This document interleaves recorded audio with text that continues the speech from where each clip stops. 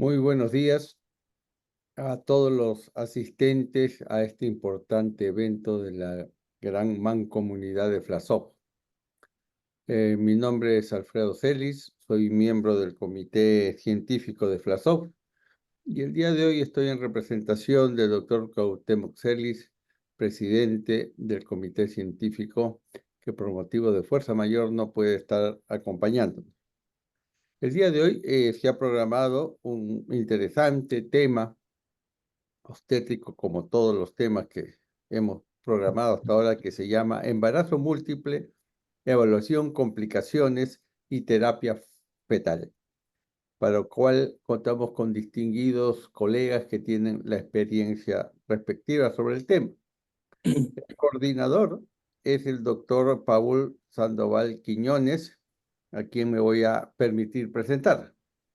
El doctor Paul Alberto Sandoval Quiñones es especialista en ginecología y obstetricia del Hospital de la Mujer de Sinaloa, México, con subespecialidad en medicina fetal en la FMFLA Sao Paulo, Brasil, con alta especialidad en cirugía fetal en medicina fetal México y director regional de FEMECOP, región 3.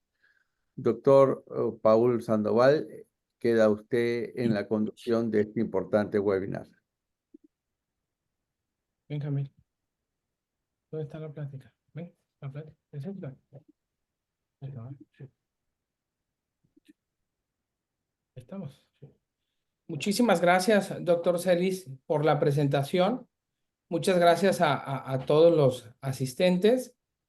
Por supuesto que también agradecer a nuestro director científico de FLASOC, el doctor Cuauhtémoc Celis, quien nos hizo la invitación a coordinar este webinar de embarazo múltiple, y a quien también aprovecho para reconocer el extraordinario trabajo que está haciendo el doctor Cuauhtémoc en toda la dirección del comité científico de nuestra Federación de Latinoamérica. Vamos a hablar pues un tema que sí o sí nos vamos a estar enfrentando en nuestra práctica médica del embarazo múltiple. Los temas que desglosamos es evaluación, complicaciones y terapia fetal. Voy a más adelante presentar a nuestros extraordinarios panelistas, que la verdad estamos de lujo, excelentes médicos, excelentes especialistas, pero mucho mejores personas. La verdad que quienes tenemos el gusto de conocerlos no me van a dejar mentir que son extraordinarias personalidades. Va a acompañarnos el doctor Manuel Guerra de Chile, el doctor Saulo Molina de Colombia, y el doctor Renato Jiménez de Brasil, que nos van a hablar de los temas tan importantes desde lo que viene siendo el diagnóstico hasta el tratamiento que podemos ofrecer a este tipo de pacientes obstétricas, que es el embarazo múltiple. El doctor Manuel Guerra va a hablar del diagnóstico y seguimiento por ultrasonido, cuáles son las recomendaciones actuales. El doctor Saulo Molina de embarazo múltiple, corionicidad y sus complicaciones, y el profesor Renato Jiménez de láser placentario, cuál es el enfoque actual. Soy insistente, más adelante voy a presentar el currículum de cada de nuestros ponentes, ya que vayan a abordar su charla. De manera muy breve, recordar una introducción muy leve. Sabemos pues que hablar de embarazo múltiple estamos hablando de que todas las tasas de complicaciones sí o sí se van a elevar. Las únicas que a lo mejor no, obviamente no se elevan es la macrosomía y el embarazo post-término, pero de ahí el más. Al hablar de embarazo múltiple tenemos que tener en cuenta como médicos obstetras, materno-fetales, fetales, que vamos a tener un alto riesgo para que se puedan presentar complicaciones tanto maternas como fetales. Sabemos que tiene un riesgo más grave, pues, para presentar el parto prematuro, y también sabemos que hay mayores tasas de restricción del crecimiento intrauterino, restricción del crecimiento fetal, más todo lo que sabemos y que muy a detalle el doctor Saulo Molina nos va a hablar acerca de lo que vienen siendo estas complicaciones exclusivas de los embarazos monocoriónicos. Muy bien, vamos a seguir acá.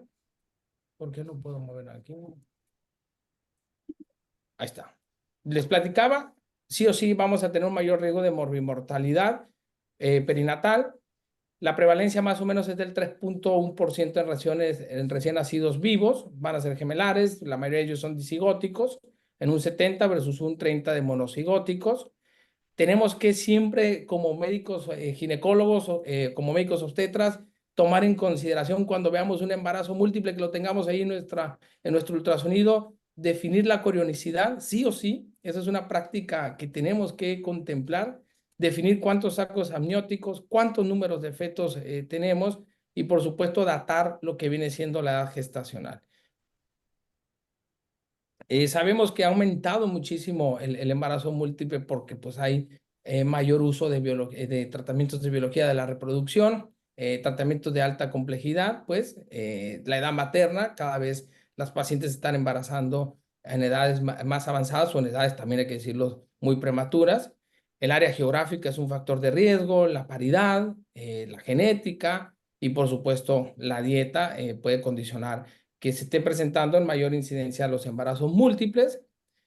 Es importante siempre, como también así puntos muy finos, el recomendarles etiquetar a cada gemelo, poder hacer esos estudios de alta especialidad para poder detectar si existiera alguna alteración estructural. Y lo que les decía, la corionicidad, la amniosidad y por supuesto y después la cigosidad. Bueno, sabemos que hay muchísimas complicaciones, no me voy a detener más. Más adelante nuestros ponentes van a hablar de cada una de ellas. Voy a iniciar por presentar a nuestro primer maestro, a nuestro primer profesor, al doctor Manuel Guerra. Él es un médico que les platicaba, es de Chile. Él realizó un fellow en medicina fetal y diagnóstico prenatal en el Hospital Valdebrón, en Barcelona, España. Hizo también un posgrado en medicina fetal y un posgrado en neuroimagen fetal por parte de la Fundación de Medicina Fetal de Latinoamérica en Sao Paulo, Brasil.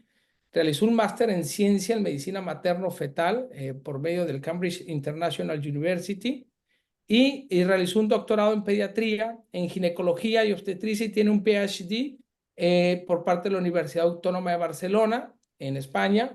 Como pueden ver, un rockstar, siempre le comento yo a Manu, la verdad que un extraordinario médico en relación a su capacidad científica, pero también extraordinaria persona. Manuel, muchas gracias, Manu, muchas gracias por haber aceptado esta invitación y te dejamos la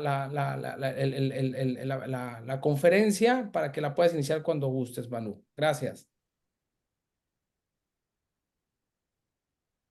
Voy a dejar de compartir.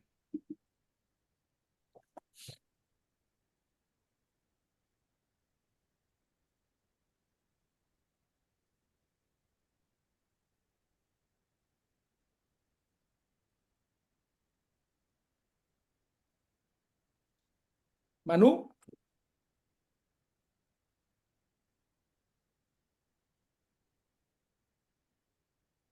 parece ser que está batallando. Vamos nosotros. Sí, si no tienen inconveniente en lo que trata de resolver su tema técnico, Manu, puedo presentar al doctor Saulo Molina para que nos haga el favor de impartirnos su plática. Ahora paso con el doctor Saulo Molina para evitar el perder el tiempo. Bueno, pues, ¿qué les digo? El doctor Saulo Molina, mi padrino también de generación de cirugía fetal. El doctor es médico especialista en medicina materno-fetal, realizó terapia y cirugía fetal en el Baylor College of Medicine Texas Children's Hospital. Tiene un magíster en investigación, un magíster en docencia y educación. Es también un estudiante en PhD en Ciencias de la Salud por el Erasmus Medical Center en Países Bajos. Es director en la especialización de medicina materno-fetal en la Fundación Universitaria de Ciencias de la Salud por parte del Hospital de San José. Y actualmente es nuestro coordinador del Comité de Cirugía Fetal en la zona andina, en FLASOC. Doctor Saulo, eternamente agradecido. De verdad que estamos toda la FLASOC y su servidor personalmente pues muy agradecidos de su presencia y de su cooperación para este webinar.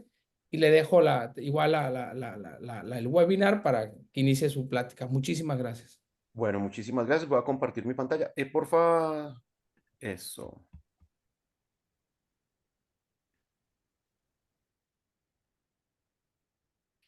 ¿Me confirma si ya se está viendo? Perfecto. Bueno, muy buenos días a todos. Muchas gracias al doctor Sandoval por su generosa presentación. Muchas gracias a todos ustedes por su presencia hoy y agradecer especialmente a FLASOG esta oportunidad que nos brinda a los coordinadores de comité de poder informar acerca de los temas que tratamos en nuestros respectivos grupos. Quiero expresar el honor que es para mí poder departir con el doctor Jiménez, con Manuel, con Paul, porque más que un invitado acá me siento un aprendiz más. Entonces, muchísimas gracias y espero que en estos 30 minutos discutamos algunos temas específicos e interesantes acerca de lo que es un embarazo gemelar monocorial complicado y qué opciones terapéuticas tendríamos. Aquí solamente las vamos a nombrar porque evidentemente el profesor Jiménez nos va a ahondar un poco acerca de lo mismo.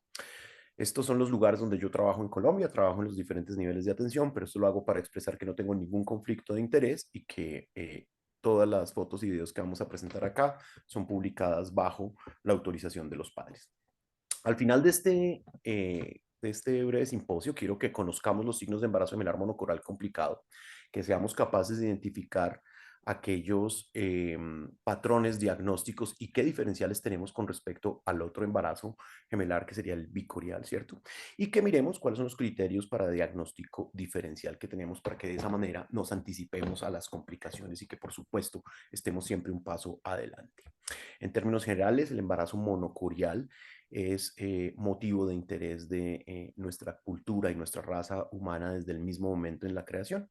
Este probablemente sea el análisis publicado del entierro más antiguo de gemelos monocoriales comprobados. Eso fue hace 30.000 años, específicamente hecho por estudios de ADN en dos bebés que encontraron en este estudio fósil en Austria. Encontraron además otros restos que muestran cómo las culturas primitivas ya pensaban en la dote, expresando pues su preocupación por el otro mundo. Pero aquí lo importante desde el punto de vista biológico es que ya había una característica llamativa dentro de lo que era el embarazo monocorial. Todas las especies están preparadas para tener embarazos múltiples, no así la especie humana. Todos los mamíferos están preparados para tener embarazos múltiples y de hecho todos los mamíferos, excepto el ser humano, expresan la capacidad de tener eh, embarazos policoriales. Eso significa que para cada una de las crías tiene una placenta. Y adicionalmente, como siempre comento, pues ninguna cría en los mamíferos va a dar, ninguna madre, pues en los mamíferos va a dar más crías que el número de pezones que puede hacer. Es una manera de controlar, evidentemente, la perpetuación de su especie y que no tenga problemas específicamente en la alimentación instintiva que tiene con este tipo de casos. Existe una especie de mamíferos específicos en donde sí se comprobó que hubiera monocoriosidad. Este es el primer caso publicado de unos gemelos monocoriales en mamíferos animales que, como les expliqué, siempre tienen policorial. En este caso, estos son unos sabuesos irlandeses, la raza, nacidos en Sudáfrica. Esto fue reportado en el año 2016. Uno se llama Cullen y el otro se llama Romulus, y estos fundamentalmente fueron hechos en el laboratorio. No tenían diferencias específicas en su ADN, aunque tenían un par de diferencias fenotípicas a nivel del pelaje. Y eso incluía que los mamíferos monocoriales tengamos que compartir rasgos con nuestro hermano, específicamente rasgos en el iris, rasgos en las huellas digitales y pues todo lo que ya conocemos desde el punto de vista fenotípico. Al final del ejercicio, la idea es que esto no nos sorprenda y que nosotros como médicos estemos preparados para cualquier tipo de característica específica a la que nos vamos a enfrentar, y ese es el objetivo de este tipo de comités de la Federación Latinoamericana. Este es otra especie que son los armadillos, donde sorprendentemente nos muestra que el armadillo sí puede tener bebés idénticos. La mayoría de los miembros de este pertenecen al género Dasypus, incluido el mismo armadillo, que puede dar a luz hasta 4 crías monocigotas. O sea, las 4 crías van a ser idénticas. Y este proceso lo conocemos biológicamente como el proceso de poliembrión. Y este nos sirve porque el armadillo es la única especie biológicamente comprobada que puede controlar su nicho de acuerdo a la necesidad. Ellos pueden determinar de acuerdo a los estudios feromónicos qué tipo de género necesitan en su nicho, si necesitan un género masculino o si necesitan un género femenino. En resumen, vamos a ver que característicamente, pues siempre va a haber un interés en las artes, en la televisión, en el comercio, en diferentes condiciones y características, y que característicamente, pues todos en nuestra familia vayamos a tener al menos un contacto con embarazos monocoriales, y acá están los de mi familia, que son 3. La mayor cantidad de esta charla está contenida y recomendada por este artículo, escrito entre otros por la doctora Ash McCallill, publicado en 2023, donde básicamente el grupo de investigadores lo que realiza es una comparación de las guías internacionales para el manejo de embarazos gemelares. Ellos lograron encontrar 21 dominios en donde compararon 16 guías específicas para manejo gemelar. Al final del ejercicio se dan cuenta que muchas de esas guías se complementan, pero la principal conclusión es que necesitaríamos una guía mundial que se adapte no solamente a las condiciones específicas del medio sociodemográfico en el que nos desenvolvamos, sino a las complicaciones características. Y eso es lo importante, que tengamos estudios poblacionales de nuestra propia Latinoamérica, donde expresemos cuáles son las necesidades y cuáles son las verdaderas complicaciones a las cuales nosotros nos vamos a enfrentar. Y definitivamente, para que nosotros podamos tener un embarazo gemelar monocorial y que éste llegue a feliz término, necesitamos 3 condiciones importantes. 1, la división de la placenta, y lo estamos viendo en la lámina. La placenta debe dividirse simétricamente en términos de territorio placentario, ojalá 50% y 50%, para que de esa manera los 2 fetos, o el número de fetos en caso de que fueran más, tengan una distribución de cotiledones, tanto para un lado que para el otro, como lo vemos ahí en la cara materna de esa placenta, de un estudio que publicamos hace algunos años. La segunda condición es que tengamos un número específico de vasos sanguíneos, y que deben ser más o menos equivalentes con los vasos sanguíneos de su contraparte. De esa manera garantizamos un equilibrio específico entre lo que es la vascularización del fluido y del equilibrio que se está presentando la oxigenación de un lado con respecto al otro. Y el tercer punto, no menos importante, es la inserción del cordón. En general, más de la mitad de las placentas monocoriales tienen inserciones periféricas o velamentosas del cordón, y esto ya es sabido que altera la oxigenación. En este caso tenemos inserciones periféricas, pero esta está acá central, lo cual hace que tengan una buena área de intercambio gaseoso. Miremoslo acá en este caso de una placenta monocorial claramente patológica, donde arriba a la izquierda estamos viendo una inserción velamentosa con una disminución importante de vasos sanguíneos, y si ustedes miran y la comparan con el territorio placentario del lado contralateral, vemos que hay una inserción periférica, aunque no velamentosa, y miren la característica del número de vasos, los calibres de los vasos y las anastomosis. El 100% de las placentas monocoriales van a tener anastomosis de lado a lado, y esto es normal. Lo que no es normal es que no estén equilibradas, que se expresen a través de esa membrana divisoria que estamos marcando en ese momento, y que cuando nosotros revisamos a la parte de la tinción, esta placenta, que también la obtenimos en un caso que tuvimos, que vamos a ver un poco más adelante cuando revisemos la patología, los alfileres me están marcando dónde estaría el territorio funcional de la placenta y dónde hicimos el láser de dicotomización placentaria. Si nosotros analizamos nuevamente esta otra placenta, donde vemos el calibre de los vasos y el sitio donde la tinción no pasa de un lado al otro, nos muestra definitivamente que muy probablemente en este feto, que tuvo un menor volumen de territorio placentario, pues lo más altamente probable es que haya hecho un problema de oxigenación que se manifestó en una alteración de crecimiento. Si a esto le sumamos esa inserción velamentosa en este punto, vemos que esa oxigenación se altera mucho más, creando una reacción inflamatoria que termina en esa disminución y alteración del desarrollo neurológico y de otros órganos. Por el contrario, si revisamos la placenta contralateral, nos vamos a dar cuenta el número de vasos, nos vamos a dar cuenta la repartición de los cotiledones, y por supuesto un feto que muy seguramente llegó mucho más adelante en términos de desarrollo, de neurodesarrollo y de oxigenación. Ahora, también puede pasar que obtengamos unos buenos territorios placentarios, pero que no haya un adecuado equilibrio entre las anastomosis de protección. El alfiler de color verde que ven ahí nos está mostrando una anastomosis de protección, que en este caso es una anastomosis venovenosa. Las anastomosis venovenosas o arterioarteriales son anastomosis bidireccionales, es decir, de acuerdo a cómo se necesite el flujo sanguíneo de un territorio placentario con respecto al otro, ellas van a ir del territorio del donante al receptor, o del receptor al donante, y viceversa, en el sentido de que se adquiera un equilibrio tanto del flujo sanguíneo como de la oxigenación per se. Si acá ustedes se fijan, tenemos un buen volumen placentario, tenemos una buena inserción del cordón, vemos adicionalmente un adecuado espesor de los vasos, pero si vemos que el territorio placentario de la izquierda tiene mucho más vasos mejor ramificados, aunque esto fue suficiente para que tuviéramos un equilibrio vascular entre los otros. Nuestro grupo pues ha venido estudiando la placenta desde hace más de una década y hemos tenido varias publicaciones. Esta fue una publicación que hizo este grupo de investigación en la revista Placenta, basado en nuestras observaciones, donde ellos nos muestran el mismo método de tinción y donde expresan la necesidad de buscar esas anastomosis placentarias con el fin de poder saber qué nos faltó dentro del control o dentro de la vigilancia fetal de estos gemelos. Este fue un estudio que publicamos hace unos años donde tratamos desde el punto de vista prenatal de buscar las anastomosis placentarias.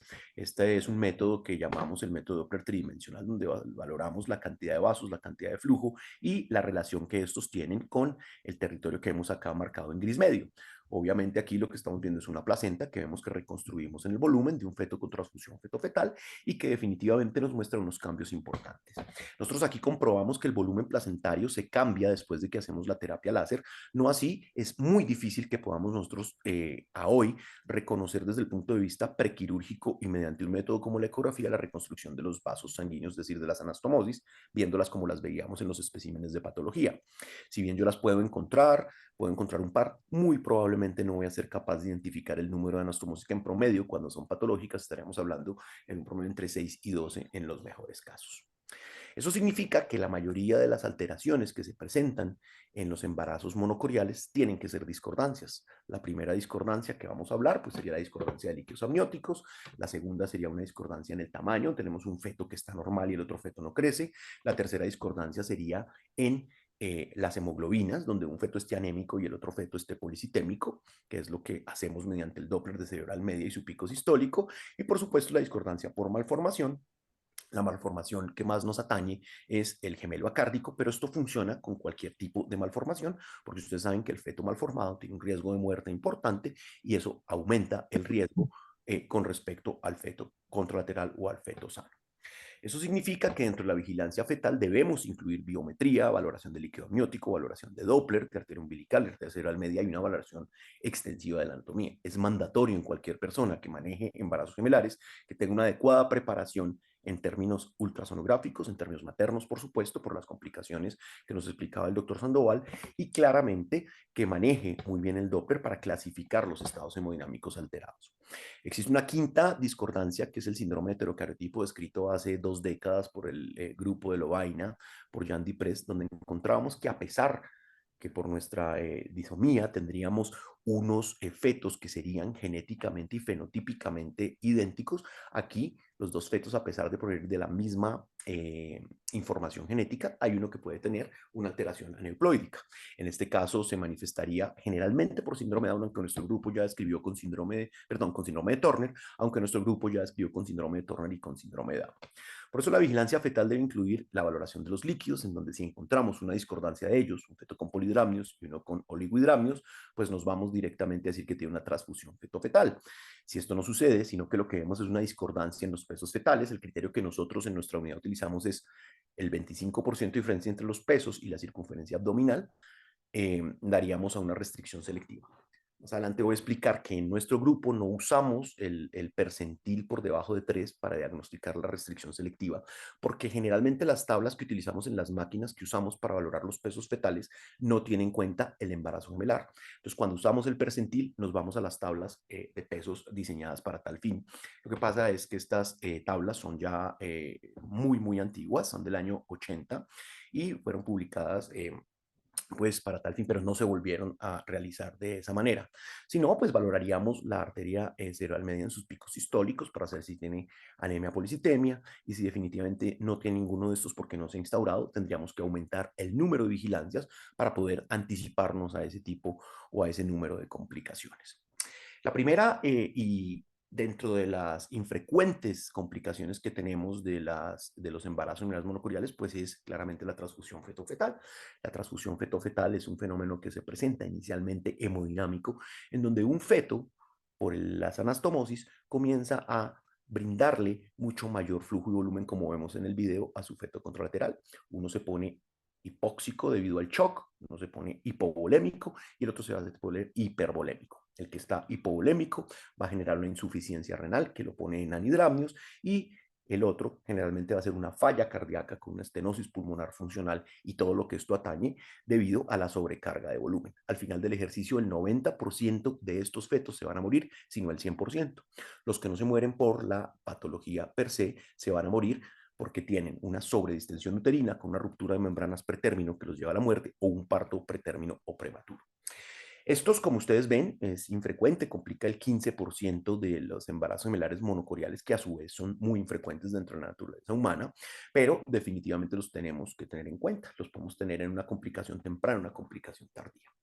Todavía estamos usando la clasificación de tamizaje reportada por Rubén Quintero y su grupo. En ese momento estaba Rubén en Tampa, en el Hospital San José. Y ahora Rubén, después de mucho trasegar, estuvo en Medio Oriente, estuvo en Kentucky y ahora está nuevamente en Miami, en donde nos reportó esta clasificación que aún sigue vigente entre nosotros. Es una clasificación donde vemos probablemente una de las mejores herramientas de tamizaje con las que nosotros contamos en la actualidad, porque nos permite mediante la imagen poder saber en qué estadio estamos. El estadio 1 nos habla de una secuencia oligohidranos polidramios, que en algunos textos lo van a conocer ustedes como TOPS, TOPS. En el estado 2 vamos a ver que el bebé que está donando pues ya entra en anuria, y entra en anuria por la hipoxia que tiene y la insuficiencia renal que ya acabo de comentar, además de un problema endocrinológico importante, que es la alteración del eje renina-angiotensina-aldosterona, que se escapa del análisis del objeto de esta conferencia. En el estadio 3 vamos a observar una alteración del Doppler, donde tenemos 3 situaciones de Doppler normal reportadas por Quintero.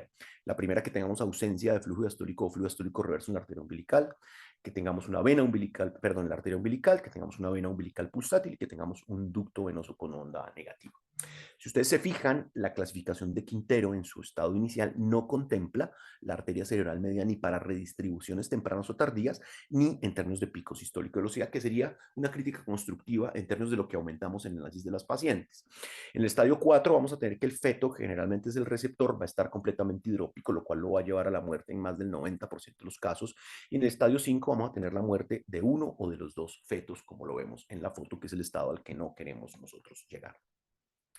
Este es un estudio muy interesante publicado en el año 2022 por el grupo de Ashma Khalil y que publica en la revista blanca de la ISWOG, en donde fundamentalmente hace un estado del arte de cómo debería ser esa vigilancia fetal en los gemelos monocoriales. Ella incluye un dato muy importante, y es que dice que si debajo de la semana 18 encontramos la valoración del líquido amniótico por debajo de 2 y por encima de 6 como punto de corte del límite superior, tendríamos ya el inicio de la patología. Entre la semana 18 y 20, 2 y 8, como se los comenté yo en la diapositiva anterior, y por encima de la diapositiva 20 sería 10 el límite. En nuestro centro nosotros utilizamos el punto de corte de 2 y 8 para todas las edades gestacionales. Esto nos ayuda a tamizar más fácil, complica un poco menos a los grupos que nos ayudan para ver el primer nivel, en términos de que no tengan que aprender mucha cifra y que nos envíen oportunamente las pacientes. Ahora bien, los embarazos muy tempranos a veces son difíciles de intervenir, por lo tanto, con 6 centímetros a veces ni siquiera tenemos un espacio suficiente para insertar de una manera segura el fetoscopio, por problemas técnicos que también comentaremos en algún momento, pero en general nosotros lo que recomendamos en nuestros centros es 2 y 8 como estado inicial. Una de las críticas importantes a la clasificación de Quintero es esto, que a pesar de que es una clasificación por estadios, los estadios no son subsecuentes ni necesitan el estadio previo para pasar al siguiente. Aquí yo podría tener un estadio 3 y pasar directamente al estadio 5, o estar en un estadio 2 y pasar al estadio 5.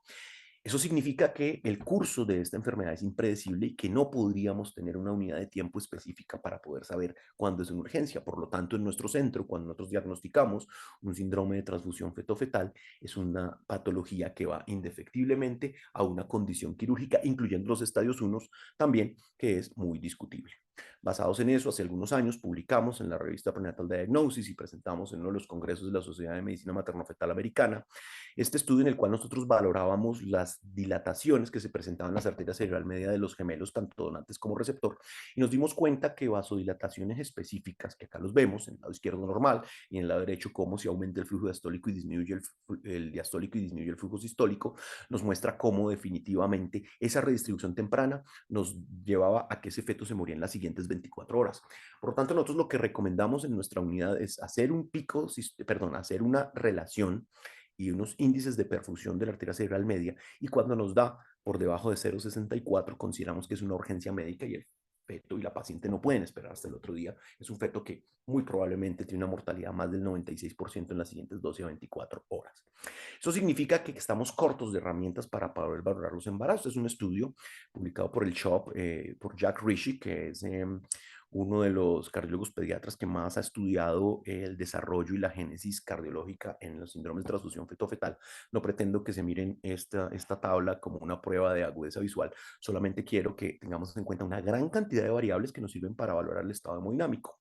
Nosotros hicimos una publicación en la cual proponíamos que el índice de TI, o sea, el índice de rendimiento miocárdico, nos mostrara otra condición específica para poder saber si complementábamos esa alteración hemodinámica, esa alteración hipóxica que se presenta en estos fetos, para saber si, a pesar de que ya tenemos una enfermedad instaurada, esto nos influye una emergencia mucho más aguda que lo que veíamos en otros casos.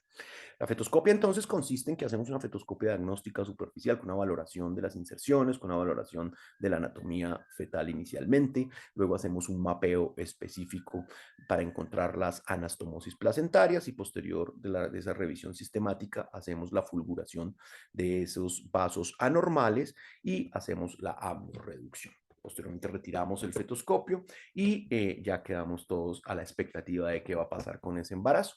También publicamos un caso en el cual un estudio en el cual se discutía cuál es el verdadero manejo que se debe dar para los pacientes que tienen estadio 1. Sabemos que algunos estadios tempranos o incluso lo que se llama el pre-TTS puede tener una resolución hasta el 68%. En el estudio que nosotros hicimos, nuestros casos de transfusión fetofetal en estadio 1 no regresaban más del 20%. Por lo tanto, para nosotros es una emergencia cualquier estadio de transfusión fetofetal y los operamos en la mayoría de las situaciones cuando las diagnosticamos. Este es otro estudio que también publicamos donde hacíamos un análisis de cuál era la técnica que deberíamos usar. La técnica que nosotros proponemos y que la va a comentar el doctor Jiménez más adelante es la técnica ultraselectiva con solomonización, que es la que mejor previene las complicaciones post-láser, dentro de la cual está la secuencia TAPS, que es a la que nos vamos a referir más adelante.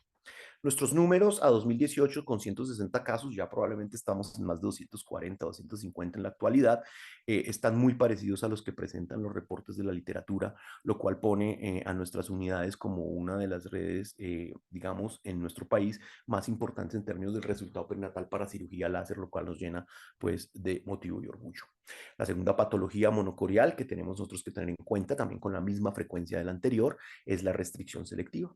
En esta tenemos una fisiopatología que ya expliqué, en la cual la repartición placentaria hace que un feto vaya a crecer menos, va a estar oxigenando menos, y el otro va a tener, en general, un desarrollo normal.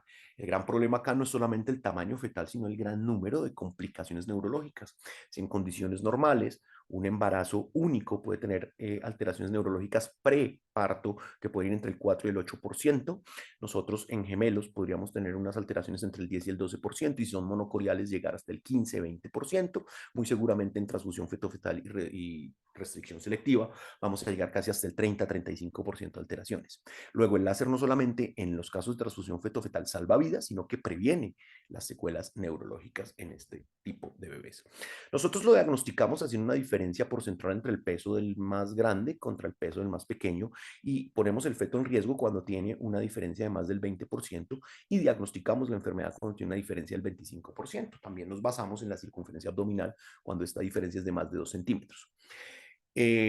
Hace algunos años se hizo una publicación por parte de Alfred Abu Hamad donde comentaba que también todo percentil por debajo del percentil 3 ya en uno de los fetos ya nos debería llamar la atención, lo cual es absolutamente válido. El problema es que no tenemos las tablas específicas o no las usamos en general. Nosotros en mi unidad usamos las tablas de Colorado, pero fueron publicadas hace mucho tiempo por Jau y colaboradores. Y las extrapolamos en ocasiones, pero en general nos basamos mucho más en la diferencia de pesos fetales que se pueda presentar entre uno y otro feto. El Doppler acá es fundamental, donde vamos a tener 3 estadios, esta clasificación de Barcelona del año 2008, publicada por Edward y colaboradores. Ahí participó también Edgar Hernández Andrade, donde tenemos que en el primer tipo tendríamos un Doppler normal, en el segundo tendríamos ausencia de flujo diastólico reverso, y en el tercer tipo tendríamos flujo diastólico intermitente en la arteria umbilical. Recientemente, Ram Schmidt en la Universidad de California incluye dentro del tipo 2 la posibilidad de que valoremos el Doppler venoso, específicamente el ductus. Si el ductus está normal, lo haríamos con un 2A, con un mejor pronóstico, pero si está con un 2B, con un Doppler anormal, específicamente a nivel de el ductus venosus, pues ahí vamos a encontrar que el riesgo de muerte de estos fetos es mucho más alto y que efectivamente nos va a llevar a la muerte del segundo feto. Por lo tanto, en los sitios donde se interviene este tipo de embarazos, directamente se hace. A la estadística y a la evidencia no hay un tratamiento real, lo que hacemos es observarlo. Sin embargo, la reducción selectiva es una opción y el láser también. Los casos de láser de dicotomización placentaria mostraron incluso peores pronósticos que no hacer nada. Por lo tanto, en nuestra unidad solamente los usamos cuando ya definitivamente la inminencia de muerte del bebé más comprometido está próxima, y de esa manera tratamos de impedir que haya un sangrado del bebé sobreviviente. Y la reducción selectiva nosotros por motivos éticos y religiosos no la ofrecemos, pero en los diferentes centros del mundo se ofrece como ligadura de cordón o ligadura intersticial, y hay que tenerlo en cuenta. Aquí estamos viendo en la lámina una ligadura intersticial entrando justamente sobre la inserción del cordón y quemando la inserción hepática. Ahí lo estábamos haciendo sobre un feto discordante, no sobre un feto con restricción de crecimiento intrauterino. En ese orden de ideas, pues hay que tener ciertas consideraciones técnicas. Hicimos esta publicación en la revista peruana hace algunos años donde demostrábamos cuál debería ser el estado del arte para el manejo de las restricciones selectivas y, por supuesto, el tratar de buscar cuál es la mejor alternativa para este tipo de pacientes. Ahora, ¿cuál es el gran problema de estas patologías? Que se me pueden superponer unas con otras. Yo puedo tener transfusión feto-fetal y adicionalmente puedo tener restricción selectiva de crecimiento, y como ustedes ven en el estudio de Ashma Khalil, pues claramente se nos cambia completamente el pronóstico.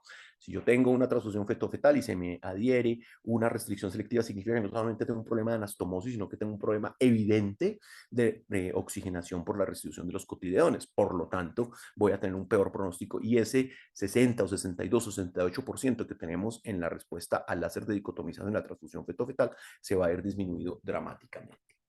Pasemos entonces a otra patología apasionante, que es el gemelo acárdico, donde por un problema de oxigenación se nos forma esa masa amorfa que tiene tejido de oxigenación, pero no tiene una masa cardíaca que responda por su propio oxígeno, por su propia economía. Hay algunos que sí presentan tubos cardíacos rudimentarios y los llamaríamos semicárdicos, pero en general es un feto parásito que hace que el feto, que anatómicamente está sano y funcionalmente esté sano, a través de una anastomosis arterial que comunica las dos brevedades de cordón, va a generar un gasto cardíaco elevado, y ese gemelo, que ahora lo vamos a llamar bomba, va a entrar en falla cardíaca y va a morir. El diagnóstico pues definitivamente es morfológico, y claramente las anastomosis arteriales causan. Este es un libro de placenta, de patología, publicado por la doctora Kay hace algunos años, donde nos invitó a mostrar cómo sería en el tiempo. Esta fue una foto anterior al 2005, que fue cuando todavía aún en Colombia no se había autorizado la interrupción voluntaria del embarazo. Por lo tanto, los embarazos llegaban muy lejos, y ahí estamos viendo cómo un feto de casi 32 semanas que no presentó ninguna manifestación, pues se muestra hidrópico ya por la falla cardíaca y nos lleva a la muerte. Estos son los especímenes de patología.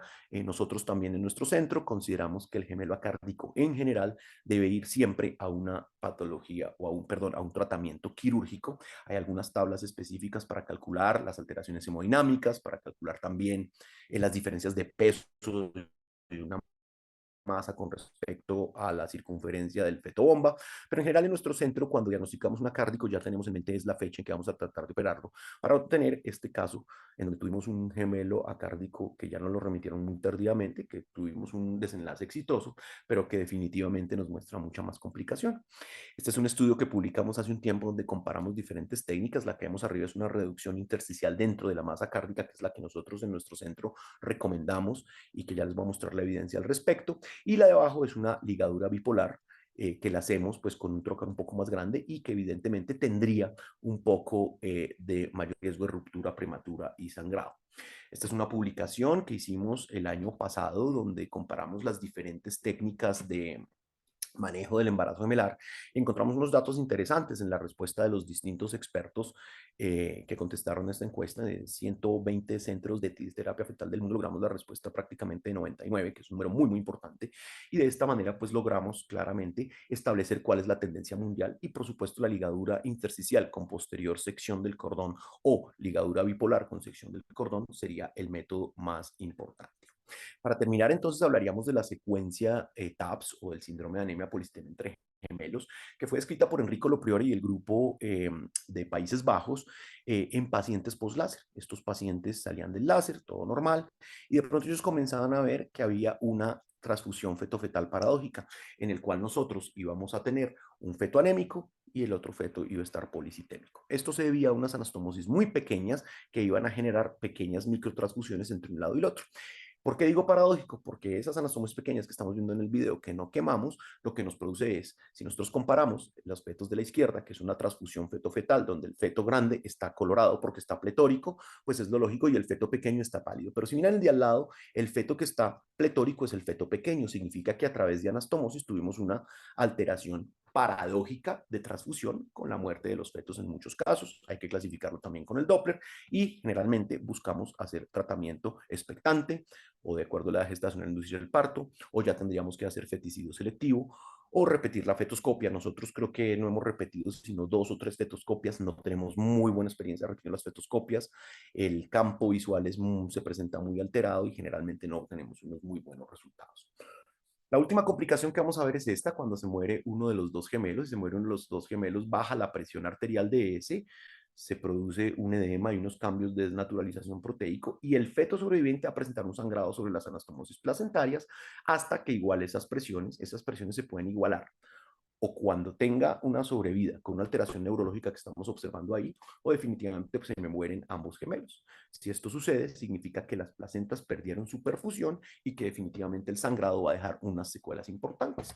Esto fue unos fetos que nosotros superamos de transfusión feto-fetal. Sin embargo, mire cómo el territorio placentario quedó bien debido. Tuvimos la muerte de un feto, pero no nos afectó neurológicamente el segundo, con un éxito de un bebé sobreviviente, lo cual pues no es lo que siempre queremos, ¿no? Pero sí, definitivamente sí nos sirve. Y acá estamos viendo la tinción donde vemos las pequeñas anastomosis que probablemente no hayan sido determinadas en un láser y que a veces no las vemos, y por eso la solomonización es uno de los campos más importantes. Los embarazos además se complican en términos de terapia con ruptura, con parto pretérmino, con hemoperitoneo, con ascitis. Acá tratamos en esta otra publicación de ver cómo tapamos ese orificio y nos dimos cuenta que poniendo un tapón de gel foam logramos disminuir el sangrado, pero no la ruptura de membranas. Por lo tanto, esto todavía está en pañales, y fíjese que al final de las 32 semanas, que es cuando recomendamos desembarazar a estos pacientes, el orificio por el que entramos todavía está, porque las membranas no tienen fibroblastos que me cicatricen ese orificio y definitivamente nos dejan ese tiempo. Con esto finalizo mi charla y creo que conocimos de una manera breve los signos de embarazo gemelar monocorial complicado. Me iría muy feliz si ustedes aprenden a identificar sus patrones diagnósticos y ya saben cuándo remiten oportunamente estos fetos, y nos damos cuenta que el embarazo gemelar monocorial de entrada es un embarazo complicado y que requiere un control específico en cuanto al control prenatal y el número de visitas. Aquí rápidamente, que ya me pasé del tiempo, quiero mostrar cómo los embarazos gemelares monocoriales los debemos ver cada 15 días después del nuevo diagnóstico y tratar de que el parto sea electivo en la semana 37, buscando las complicaciones que vimos durante toda la charla. Agradezco a todos ustedes su atención y agradezco como siempre a mis grupos de trabajo, sin los cuales no podríamos nosotros mostrar nuestros propios resultados y el rendimiento de nuestra unidad. Aquí están algunos de los fellows de medicina materno-fetal, mi grupo de la clínica Colsubsidio y mi grupo de la clínica de la mujer. Muchísimas gracias a ustedes por su atención. Doctor Saulo Molina, muchísimas gracias por su brillante conferencia.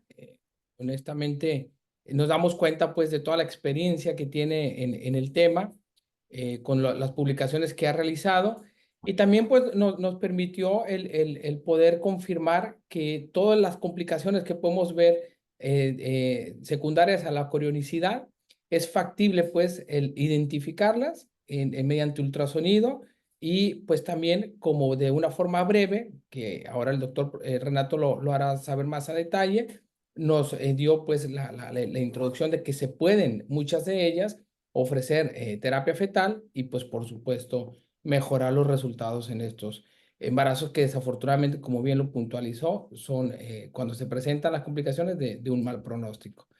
Enorme, enorme agradecimiento, profesor Saulo Molina, y fuerte abrazo virtual. Y al final el webinar haremos llegarles unas preguntas que están haciendo los asistentes. Espero me tengan un poco de paciencia para esperar un poco más y Claro que al sí, final ningún volvernos problema. a ver.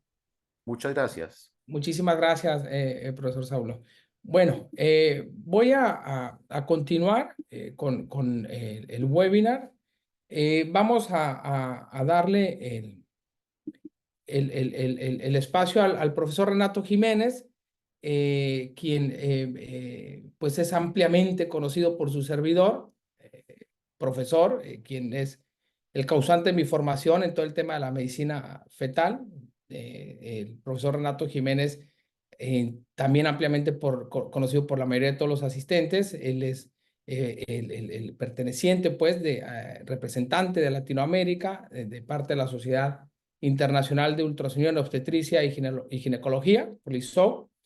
Es el director de la Fundación de Medicina Fetal de Latinoamérica, expresidente de la Sociedad Brasileña de Medicina Fetal. Actualmente es miembro del Comité de Ultrasonografía del Colegio Brasileño de Radiología y tiene una maestría en Ciencias Médicas de la Escuela Paulista de Medicina. Muchísimas gracias, profesor. Le doy su espacio para que nos ilustre con el tema del láser placentario. ¿Cuál es el enfoque actual? Muchas gracias, profesor. Gracias. Solo la pantalla. Dejo de compartir. Ahí está. Stream. Sí, ahí estamos. Bueno, gracias por la invitación. Es un placer estar con usted, Paul, y los amigos, Manu. También hace mucho que no lo veo personal. Muchas gracias. El tema quedó mucho más tranquilo ahora que Saúl ya lo habló. Ups, volvemos acá al final. Y obvio que hablar de gemelos es siempre eh, una tarea muy difícil porque se tiene casos muy variables, como le habló Saúl, y la experiencia se formando por ahora. El tema mayor es que nosotros comprendamos lo que es y lo que pasa con las monocoriónicas, porque las dicoriónicas son embarazos totalmente distintos de las monocoriónicas en términos de complicaciones. Y entonces, cuando tenemos una placenta, como habló Saúl, tenemos una placenta que es compartillada, o sea, ellos comparten. Y esta forma de compartillar puede ser por territorio o por anastomosis. Y esto va a determinar el tipo de complicación que se va a presentar. Entonces, es muy importante que se evalúe cuando se hace el diagnóstico en el primer trimestre, se hace una evaluación a cada 2 semanas. Esos son temas que siempre voy a hablar porque son mensajes que deben estar en la cabeza de todos los doctores que acompañan en el prenatal diagnósticos de embarazos monocoriónicos o dicoriónicos. Debe volver a partir de 14 semanas a cada 15 días por lo menos.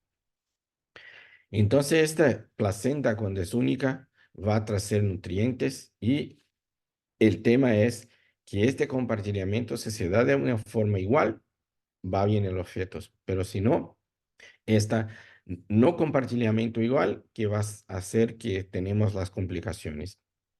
Entonces, 20-25%, como habló Saúl, son marcadores que utilizamos para determinar la diferencia y la severidad, que está una de las características. Entonces, cuando tenemos una discordancia que esté a mayor de que 20-25%, debemos tomar en cuenta que debemos proseguir con más marcadores como la circunferencia abdominal, Doppler y otras cosas más. Y obvio que el líquido amniótico también es muy importante, como habló Saúl, para diferenciar los casos de transfusión de los casos de restricción selectiva, porque también la forma de tratarlos son distintas. A nosotros vamos a tocar hablar un poco de la parte de las monocoriónicas, transfusión feto-fetal y alguna forma de poder tratar sin que sea muy complicado y dejar una mensaje a ustedes. por trabajado con medicina basada en evidencia, tenemos que tener en cuenta cuando hablamos de, primer lugar, discordancia de pesos entre los fetos. Segundo lugar, si el líquido amniótico, ¿cuál es el mayor bolsón de líquido? El vertical POC, si está menor de que 2 centímetros y mayor que 6, 8 centímetros, estos son señales de que tenemos transfusión feto-fetal y debemos cuidar de una forma más adecuada. Y recibimos muchas veces, muchos casos en que la discordancia no está bien. Entonces vamos a otra situación que son las restricciones selectivas, como habló Saúl.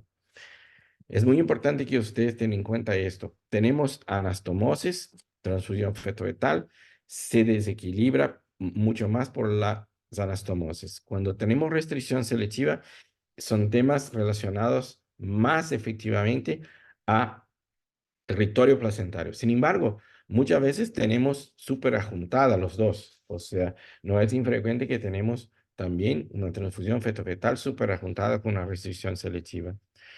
Y aquí tenemos el diagnóstico de la transfusión, ¿no? Esto que vamos a hablar a ustedes es de las anastomosis, diciendo que el feto donante va a tener más arterias se comunicando con las venas de los receptores. Sin embargo, los receptores tienen menos arterias donando sangre al otro. Entonces, es un desequilibrio entre otros.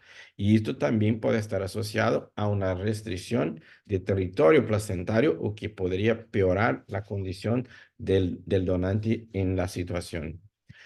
Hay que tomar en cuenta que el flujo arterial es unidireccional y por lo tanto el flujo va al lado, en cuanto que las venas no.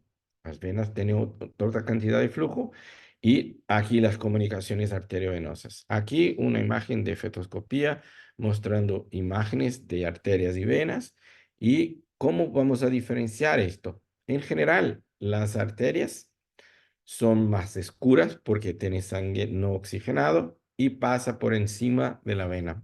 Entonces es una forma de visualizar. Muchas veces estamos haciendo intraútero y no nos damos cuenta del color, pero inmediatamente nos damos cuenta de la posición, si la posición está por encima o por abajo. Y es el mismo que un dibujo de tráfico. Las comunicaciones arteriovenosas del donante para el receptor.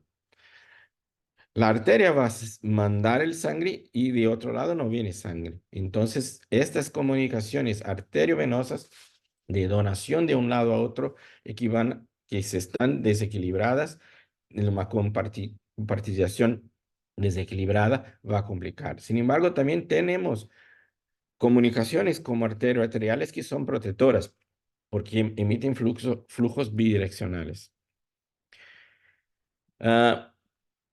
Como habló Saúl, la clasificación de Quintero es la que más utilizamos en esto para nos darnos cuenta de cómo estamos, la gravedad. Y esto ya, un spoiler del slide final que habló Saúl, es que no hay una forma, es imprevisible que esté en estadio 1, que va a 2, que va a 3, que va a 5. Puede seguir de 1 a 5 en una semana, en unos días. O sea, por eso que habló Saúl de una forma muy clara y muy linda diciendo que son patologías emergenciales. Otro día tuvimos un caso acá que vino el viernes, estaba estadio 2 y lo indicamos al láser y no pudo entrenar porque tenía un problema con su aseguradora y dejó para hacerlo en el lunes. El lunes estaban los dos fetos, no estaban más vivos. Acá tenemos el estadio. El estadio 1 es muy fácil, diferencia de peso, líquido amniótico, diferencia de mayor bosón del líquido, 2 centímetros y vejiga llena para los dos. Estadio 2, igual el primero, sin embargo, la vejiga no está llena y no está visible. Tomar mucho cuidado porque muchas veces tenemos la vejiga del donante apareciendo después de 20-30 minutos. Entonces, mucho cuidado.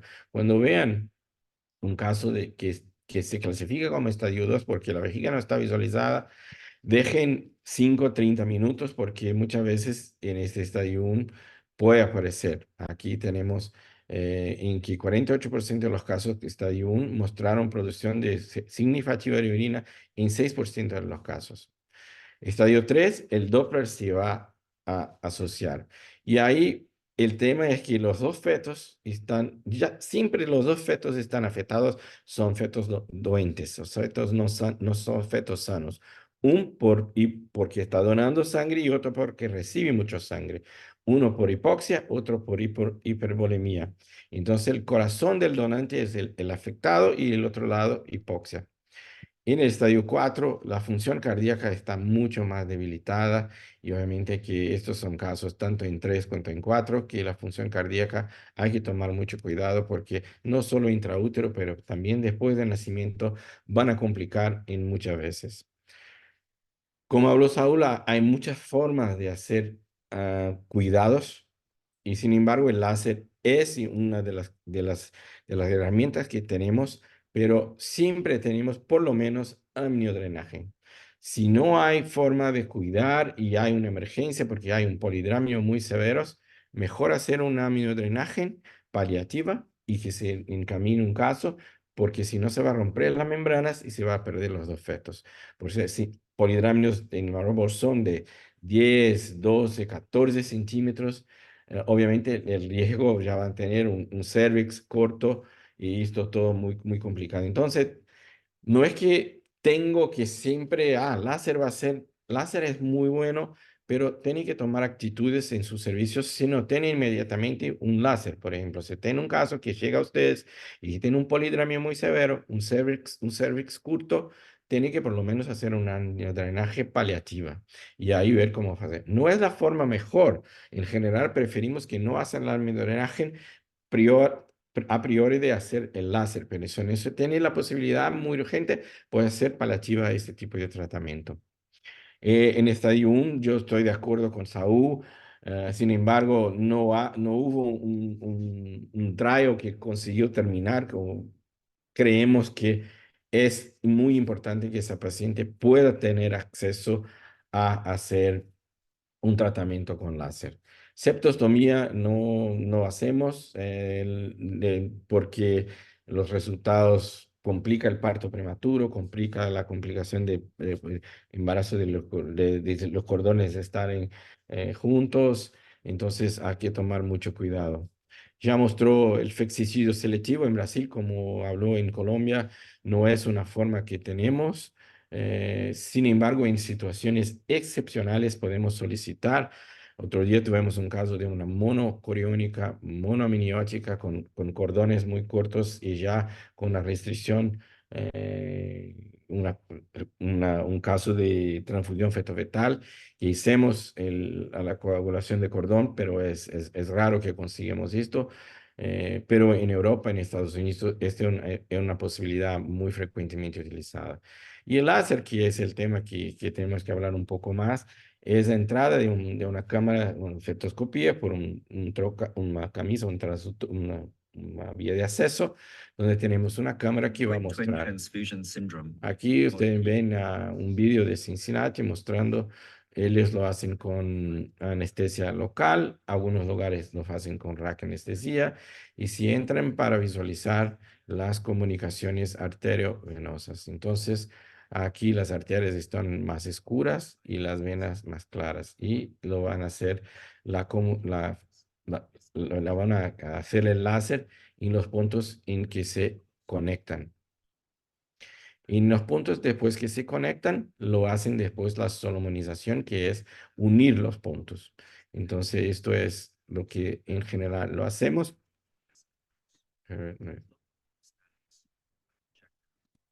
Acá, entrando con el láser, haciendo la cauterización y después la comunicación. Esto es la comunicación. Aquí un ambiente cirúrgico donde hacemos, aquí una entrada, vemos la membrana y ahí intentamos identificar cuáles los vasos que salen. En general lo buscamos más fácil saliendo del donante para el receptor. El tema muchas veces es que el feto puede estar por encima de las anastomosis y que son más complicadas. Aquí ustedes ven la arteria y venas que se comunican de un lado al otro.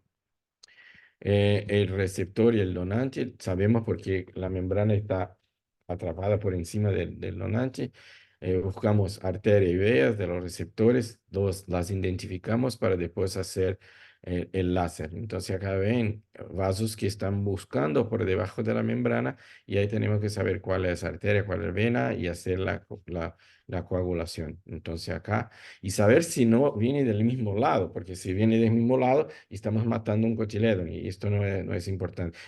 Tenemos que hacer comunicaciones entre donante y receptor. Estos son que lo tenemos que hacer. Y acá sabemos que todos los trabajos muestran la importancia de hacer la técnica con solomonización para hacer un resultado mejor. Entonces, eh, hacemos la coagulación y después buscamos el punto siguiente y ahí vamos coagulando. Puede ser, o sea, va a un punto y ahí buscamos el punto del otro y lo unimos. Y acá, después vamos al otro punto y vamos a buscar el otro punto de coagulación. Y ahí marcamos y hacemos esto de un lado de la placenta al otro, también del otro punto, y lo buscamos en un lado y en el otro. Y ahí son los resultados, van a tener resultados mejores. Y esta técnica de somnización ha sido mostrada que disminuye de manera muy significativa la incidencia de TAPS y la recurrencia, o sea que tenemos que hacer un nuevo láser y mejora los resultados tanto durante el prenatal como los resultados en neonatal outcome. Y acá es la forma que es, o sea, ustedes pueden ver que se va de un lado al otro.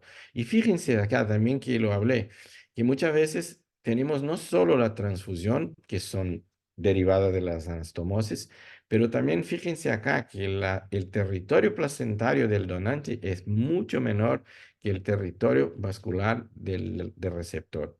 Entonces eso es muy importante. Y otra cosa que es importante que vi que Saúl lo hace mucho es hacer mirar la placenta y nosotros intentamos también mirar las placentas de los casos que hacemos los láseres y para estudiar y ver si fue de manera adecuada, fue de manera apropiada y cuáles son los resultados que tuvimos nosotros. Aquí la técnica de Salomón disminuyó de manera muy significativa a recurrencia, o sea, hicimos el láser y tuvimos que hacer nuevamente el láser, y también la disminución de TAPS, que es la transfusión de microvascularización continua y que es muy complicada de tratar y que lleva muchas veces el feto, a los dos fetos a óbito. Entonces, la técnica de Solomon, que es esa técnica que une los lados, reduce TAPS en todos los estudios.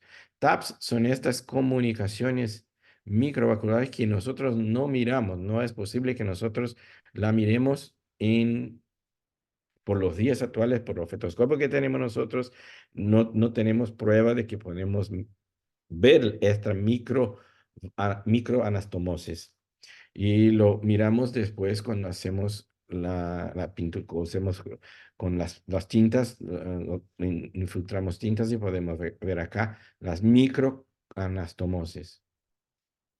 Y estas microanastomosis que hacen transfusión por mucho tiempo.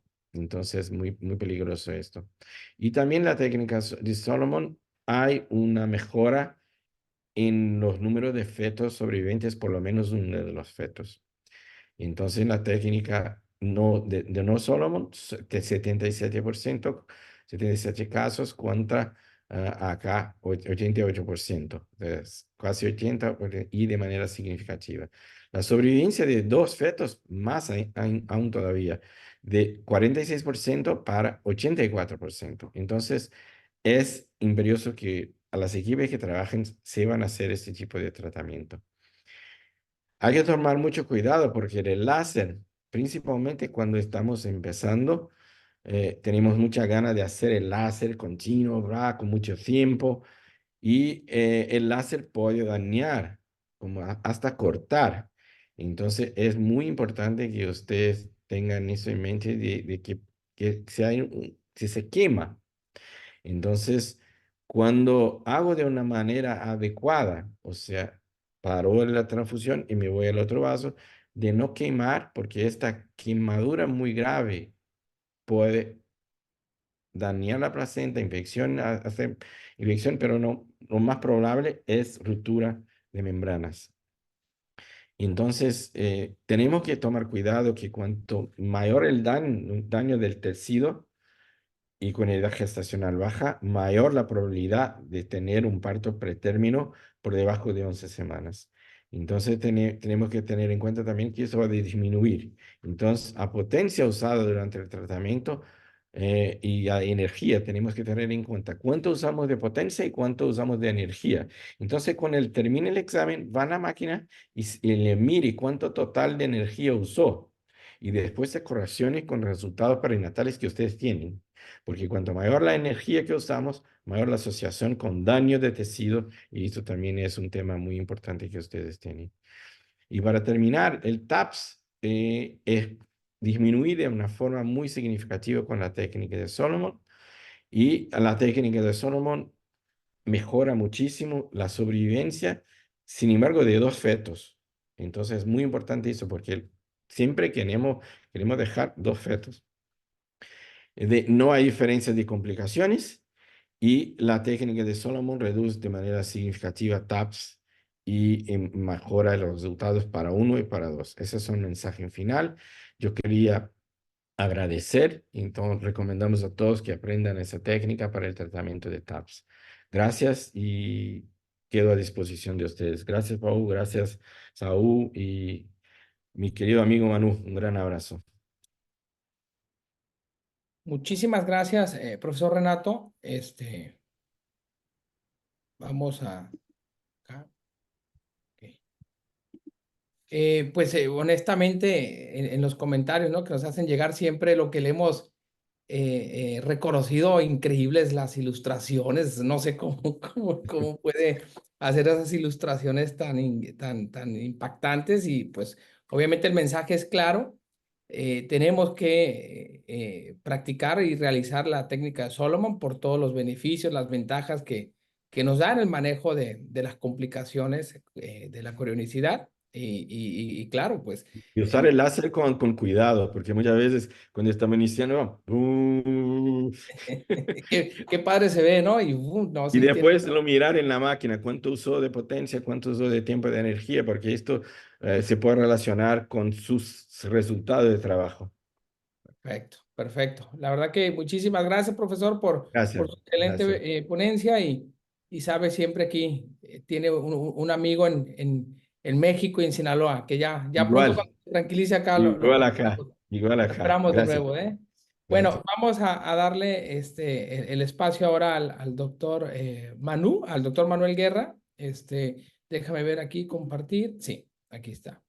En el orden de las ponencias, sabíamos pues que el doctor Manuel Guerra iba a iniciar. Sin embargo, por temas técnicos no nos fue posible. Creo que ya estoy compartiendo, sí. Voy a hacer otro recordatorio de quién es el doctor Manuel Guerra. Ya lo habíamos presentado, sin embargo, para que él nos escuche y no se enoje que no lo presenté. Oye, Manu, la verdad que muchas gracias. No soy enojón, sabes tú.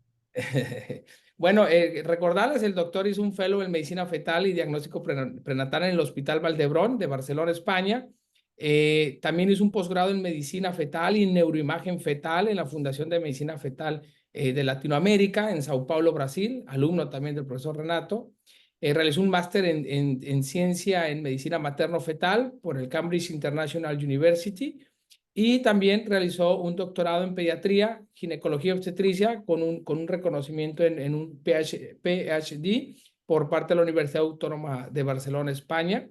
Muchísimas gracias, Manu. La verdad que siempre es un gusto enorme el volverte a ver, aunque sea virtual, que ya veo que sufres mucho allá en Chile con tu fondo. Ese no es virtual, es un fondo real, yo lo sé. Así que bienvenido Pero no, y a darle, Manu. oye, Muchas pero no, gracias. no es como el tuyo. Ahí te, Estoy voy a dejar de compartir para que inicies tu ponencia. Ahí estás. ¿Estoy yo? Ya. Sí. Espérate, porque te veo a ti nomás. Sí, nada más me vas a ver a mí y a los ponentes. Ahí sí que ya puedes presentar tus diapos y listo.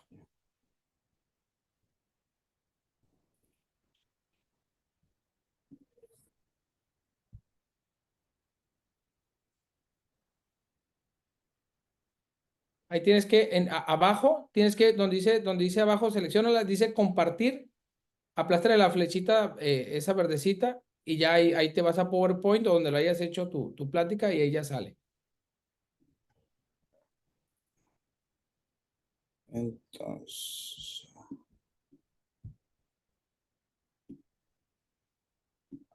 eso es lo que había hecho, po. Tú me dijiste que no. ¿Viste?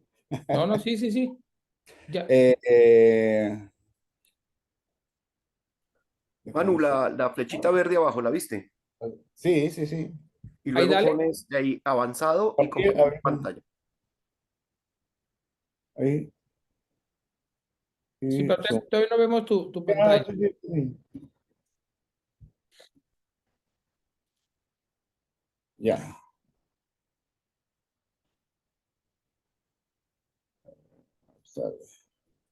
Ahí se ve. No.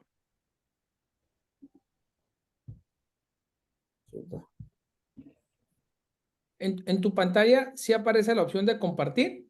Sí, Es pero me una- sale, me sale que está configurada recién el compartir y te voy a tener que cerrar la cuestión y abrirla de nuevo. ¿Quieres salir y volver? No, no quiero, me está obligando. Porque dice que para que se pueda ver, ahí tengo que salir y volver a entrar. Así que entro al tiro. Porque no me ven todavía, ¿no es cierto? A ver, déjame ver. Ahí. Ahí No, ya. No, sí, todavía yo por no, lo, ¿eh? yo por lo menos me veo acá. Pero es que tienes, ahí está, ahí está. Ha iniciado ahí está. Ya, ¿Viste? ya ¿Viste? está. Ya, perfecto. Entonces,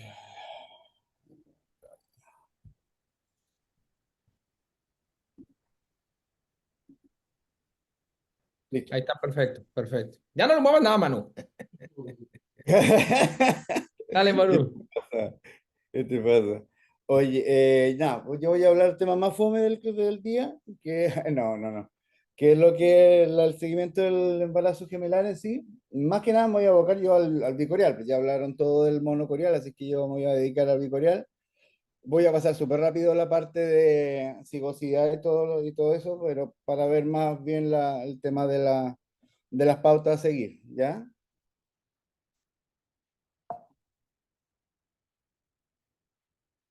Entonces, ahí vamos a ver toda la psicosidad, cronicidad, el diagnóstico que hacemos, la datación, seguimiento, biometría, la restricción de crecimiento fetal que se da aquí, muerte de un gemelo, ¿ya? Eso es lo que vamos a estar viendo en esta charla. En cuanto a la gestación múltiple, espérate que no, ahí, ya. En cuanto a la gestación múltiple, ¿qué tenemos que tener nosotros en consideración o tener en cuenta? Uno, que la incidencia está aumentada debido a lo que ya han dicho mis colegas previamente, a la técnica de reproducción asistida. Hay una tasa de gestación gemelar que aumentó del 70% entre el año 1980 y el 2006, por ejemplo. 1 o 2% de los nacimientos corresponden a eso y el 10 al 14% tiene morbimortalidad perinatal debido a eso. ¿Ya? Hay mayor riesgo de mortalidad perinatal, como decía. La tasa de óbito es 12 por cada 1000 nacimientos, ¿ya? Y lo único, si lo comparamos, es de 5 por cada 1000. Hay una mayor incidencia de parto pretérmino, ¿ya?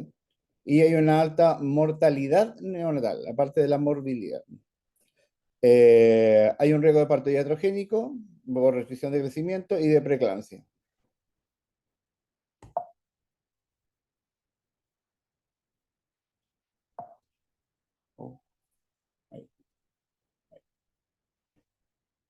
¿A qué corresponde lo que es la cigosidad? La cigosidad en sí corresponde a la fertilización de dos o más ovocitos versus la división de un huevo fecundado. ¿Ya? O sea, tenemos que hay una fertilización de dos huevos versus la división de un solo huevo que ya está fecundado. Y aquí tenemos los clásicos esquemas, que los vamos a ver más adelante, más ameno, ya en que se ve todo lo que es la división. Y principalmente acá, darnos cuenta que, bueno, si la duplicación se va a producir antes, de la antes del segundo día, nosotros vamos a tener los embarazos bicoriales, si entre el tercer y el séptimo los monocoriales, y ahí este valor está malo, porque entre el noveno y el doceavo día es el monocorial, y sobre el treceavo día habitualmente ya hay riesgo de hacer embarazos siameses. La incidencia por lo general está en 70-30, dependiendo del área geográfica que nosotros estemos situados, ¿ya? Y bueno, y los bicoriales biamnióticos son 30%, los monocoriales biamnióticos son 70% en la distribución monocigótica.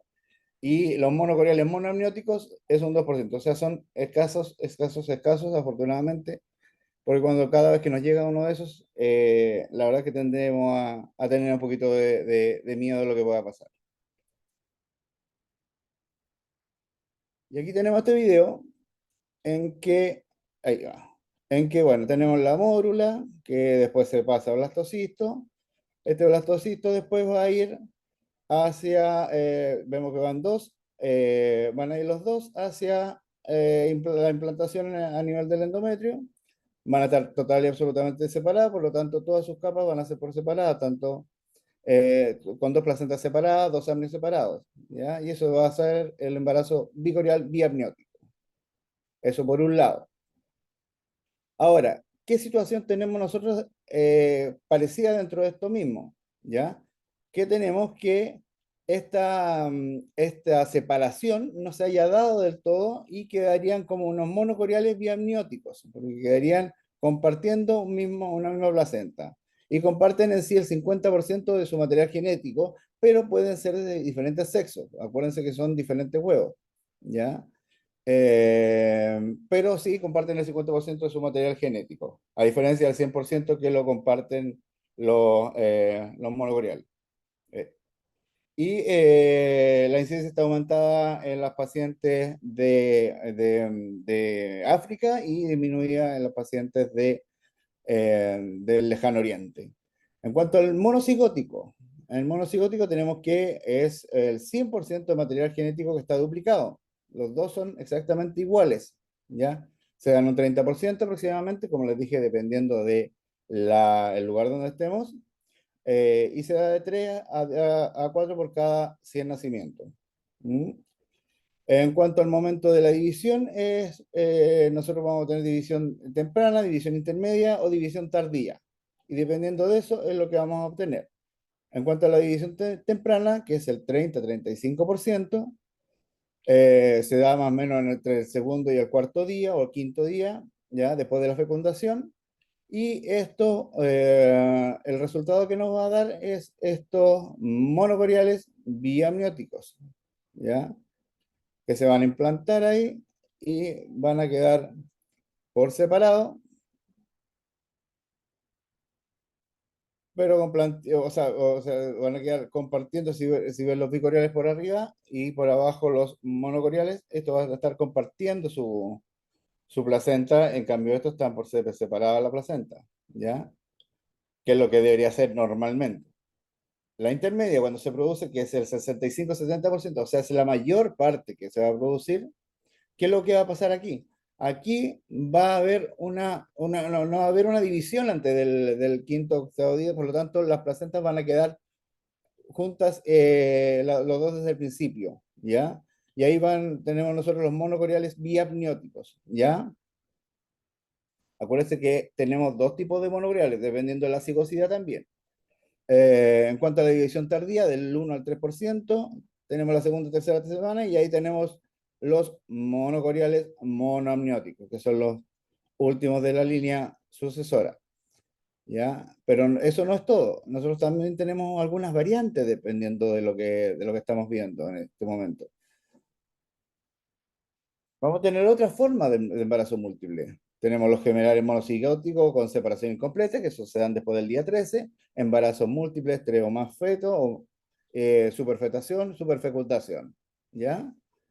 Esas son las cosas que nosotros vamos tener en cuanto a la división de estos huevitos. La corionicidad entonces corresponde al número de corion placentas presentes en la gestación. Determina el riesgo de complicaciones perinatales en el fondo.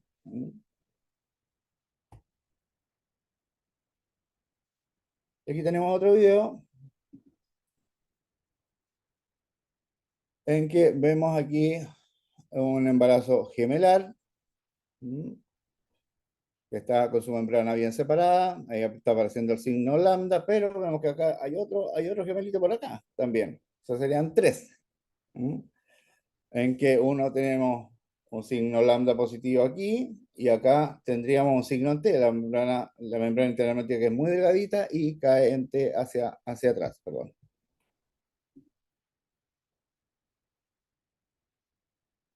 Entonces, de ahí les voy a repasar, porque ya todos sabemos los signos para nosotros saber de qué tipo de embarazo monogorial estamos hablando, dependiendo de los hallazgos que nosotros hagamos en la ecografía de 11-14, por ejemplo.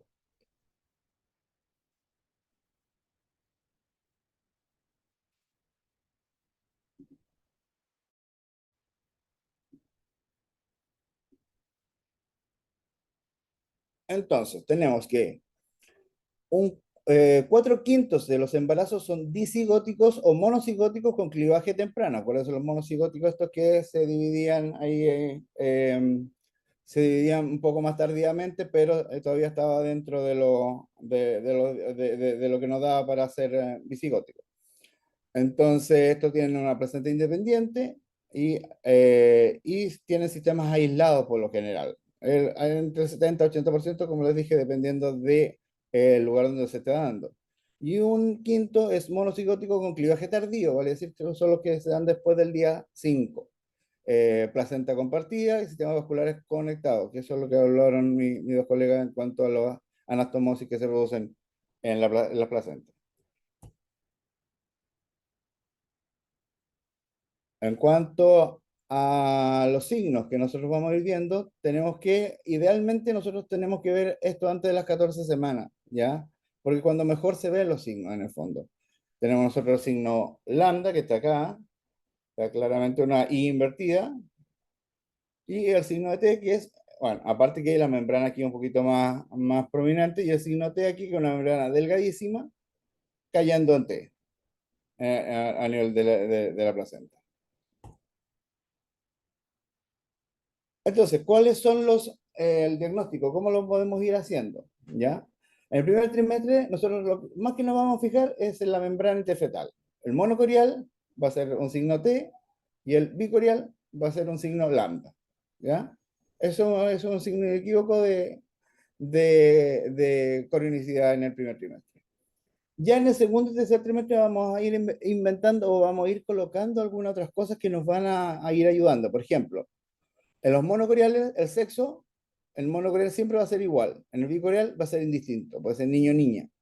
La posición placentaria siempre es igual en el monocorial. Y en el bicorial es indistinta, ¿ya? Pero ojo que también el bicorial puede llevar a error porque puede estar fusionada la placenta en etapas muy tardías. El saco gestacional va a estar indistinto en el monocorial y siempre distinto en el bicorial. En la membrana interfetal, que ya le había dicho, en el monocorial es siempre delgada y en el bicorial es indistinta, pero por lo general es un poco más gruesa. O sea, es más notoria. La distancia entre los cordones indistintos en los monocoriales y en el bicorial están separados. Comunicaciones vasculares, monocorial siempre presente y en el bicorial nunca. Esos son los signos de diagnóstico precoz y tardío. Lo que les decía de la datación es súper importante contar con una correcta datación de primer trimestre. ¿Y esta cómo la vamos a obtener? Por una longitud craneocaudal del primer trimestre, con las medidas clásicas de 45-84 milímetros, utilizar el CRL o el LCC del mayor gemelo para datar la gestación, o sea, el más grande que les dé. El uso de la circunferencia cefálica está ligado al segundo trimestre ya. ¿Ya? Y en gestación obtenida por FIP también puede utilizarse la edad del embrión, ¿ya? La edad de implantación del embrión. Consideraciones a tener en cuenta. La identificación de los fetos, algo también ya habían hablado, localización en el abdomen materno, placenta e inserción del cordón. Son cosas que tenemos que tener en cuenta como para ver el tipo de feto y no que no se nos no se nos vaya confundiendo en el camino. Ya es súper importante que si nosotros nos casamos con un feto, terminamos con ese feto hasta el término del embarazo, ¿ya? Y siempre tenemos que tenerlo identificado para no caer en errores, ¿ya? No modificar tampoco la nomenclatura, siempre gemelo A y siempre gemelo B, o feto 1, feto 2, ¿ya? Y ojo, que no siempre coincide con el orden de nacimiento, no siempre el feto 1 es el que va a nacer primero, ¿ya? Es un concepto un poquito ya del pasado. En cuanto a la discordancia de CRL, cuando nosotros tenemos una discordancia del CRL, sí, esta discordancia es del 10 al 15%, tenemos un riesgo de muerte fetal menor a 24 semanas, parto pretérmino, anomalías cromosómicas y restricción de crecimiento fetal.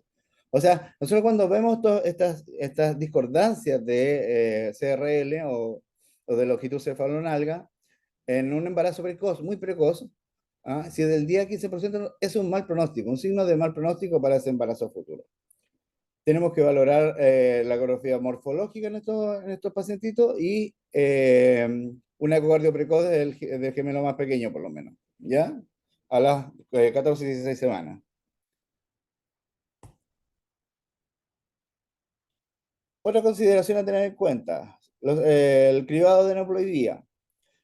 El mejor test que se puede utilizar en estos embarazos gemelares es el combinado, ¿ya? Que es el triple screening que va con la bioquímica, factores maternos y la ecografía. Da un riesgo individual para cada feto y tiene una tasa de detección más o menos del 75-85%, ¿ya? El ADN fetal no tiene un resultado, no tiene un resultado mayor. Datas inferiores de resultados o de sensibilidad, tienen tasas menores de sensibilidad que en embarazos únicos. Por ejemplo, para la T21, que en un embarazo único tendría aproximadamente 99%, 98, 99%, aquí tiene un 94% y ahí va bajando considerablemente, ¿ya? También tenemos que tener presente que esto, bueno, va a depender también del test que estemos ocupando, ¿ya? Pero hasta el día de hoy, en un embarazo gemelar, la verdad que se ocupa como referencia, pero no es diagnóstico el ADN fetal.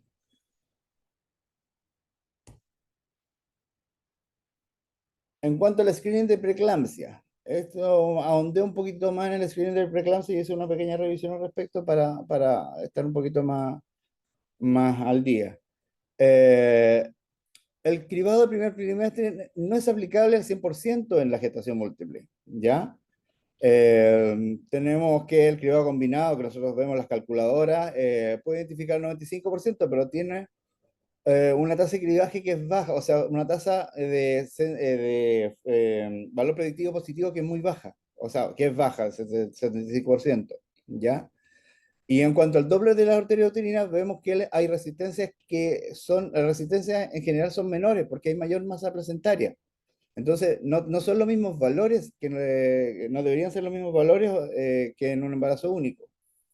Y el riesgo en un embarazo gemelar se ha determinado que es un 8% basal para la preeclampsia de per se, o sea, por sobre lo que le dé.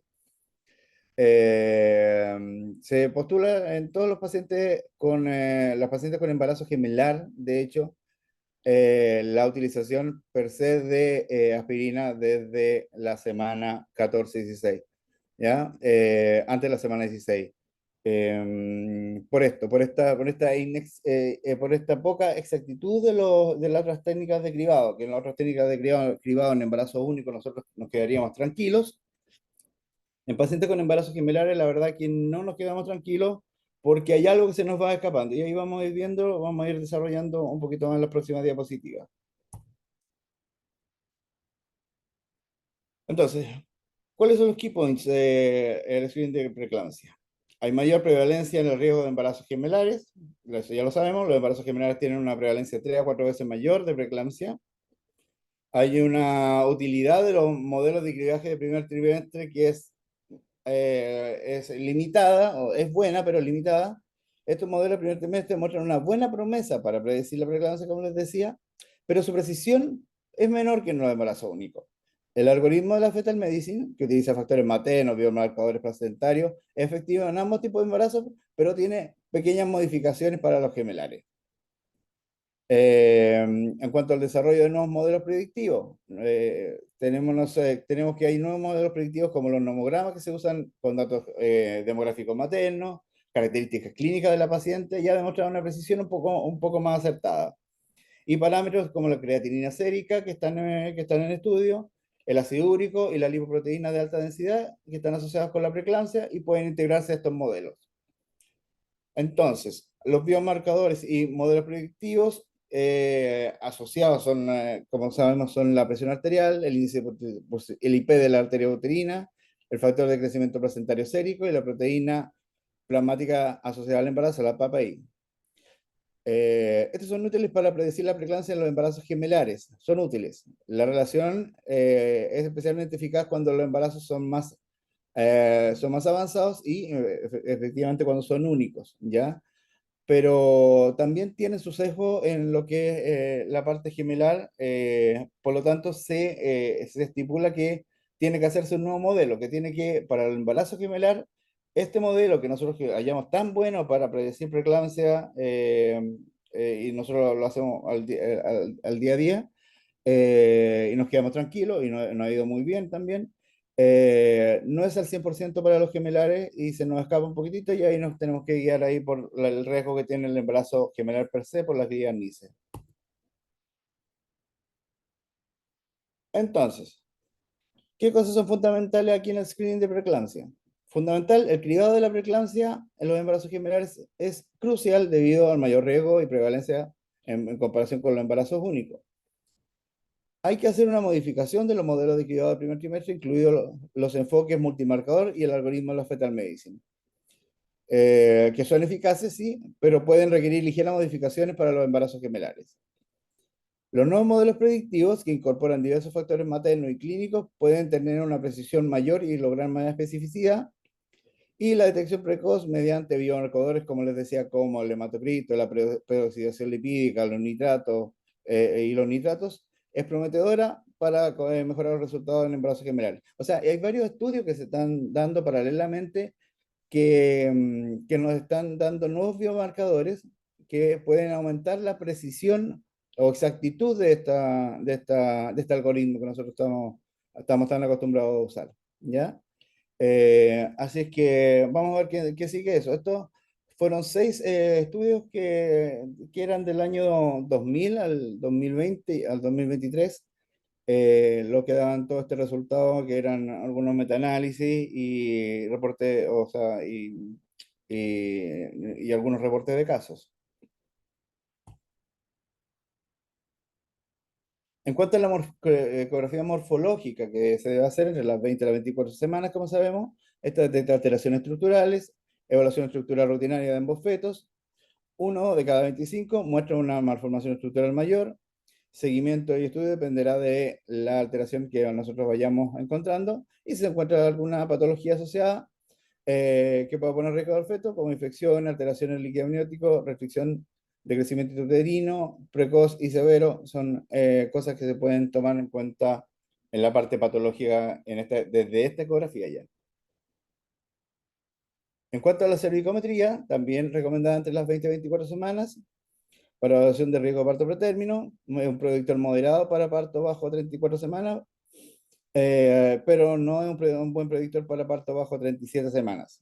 ¿Ya? Se tienen que ocupar tablas de referencia para gestaciones gemelares, o sea, no podemos ocupar los mismos cortes que ocupamos para los embarazos únicos.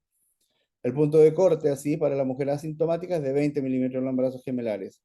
El papel de la progesterona sigue siendo controversial hasta el día de hoy, pero 400 microgramos es lo más usado cuando nosotros encontramos un cuello corto.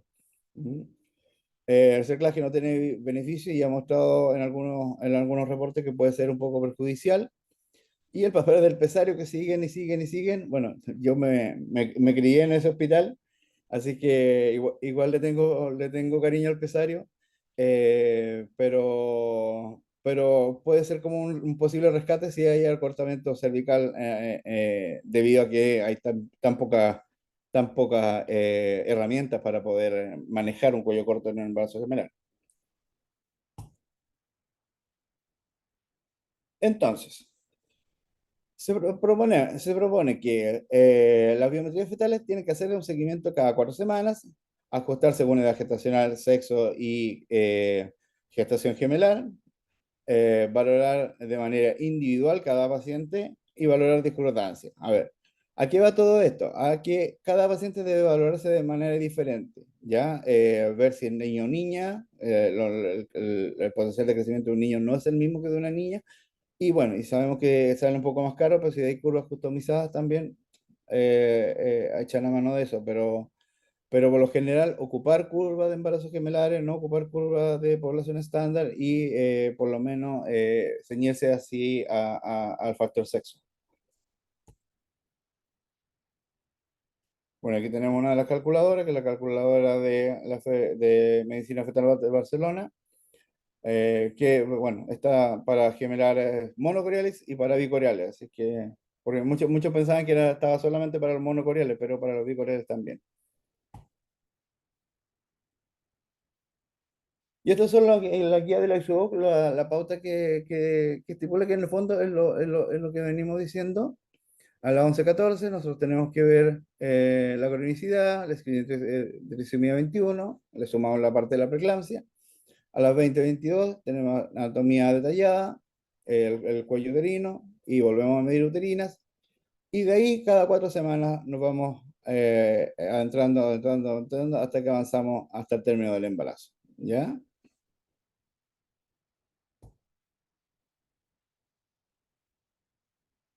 Ahora, en cuanto a la restricción de crecimiento de uno de los gemelos, yo voy a hablar poquito sobre esto porque parte de patología de este tipo de embarazos. Hay que hacer una valoración de Doppler y clasificación en todos los fetos creciendo bajo el percentil 10, ¿ya? Ojo, y ocupar las tablas de gemelares. Ustedes se sorprenderían, pero son muy diferentes cuando uno lo extrapola a los gemelares, a las tablas gemelares. Si es que uno ocupa la tabla de la OMS, ocupa alguna otra tabla que haya en la región donde uno esté, ¿ya? Cambian bastante en algunos casos. Entonces siempre por favor ocupar tablas de gemelares, ¿ya? Y en las interrupciones según estadio. En el fondo se manejan igual que los embarazos únicos, ¿ya? En los estadios 1, 2, 3 y 4, que son los estadios de Barcelona, que la mayoría de la gente de habla hispana sigue en cuanto a criterios de interrupción y a criterios de seguimiento.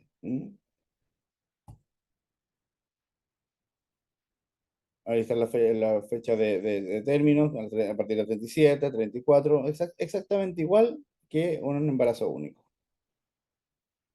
Ahora, ¿qué pasa en cuanto a la muerte de un gemelo? Hay un riesgo incrementado de complicaciones, sí, existe, ¿ya? Existe un riesgo de muerte del segundo gemelo de un 3%, parto pretérmino de un 54%, alteraciones neuroradiológicas postnatales del 16%, alteraciones de neurodesarrollo del 2%. Hay que apoyar a la paciente que en algo que no es menor y que tiene que estar siempre presente, que es el duelo perinatal, el manejo conservador si es que el embarazo es muy pequeño y el otro pequeñín todavía es muy maduro como para poder sacarlo, no tiene riesgo de coagulación intravascular diseminada y no hay necesidad de finalizar, por lo tanto puede proseguir, ya sabiendo estos porcentajes que pueden pasar, pero considerando la prematura extrema es costo-beneficio.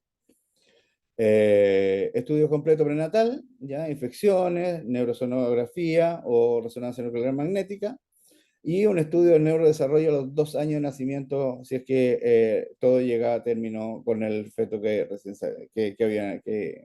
continuó.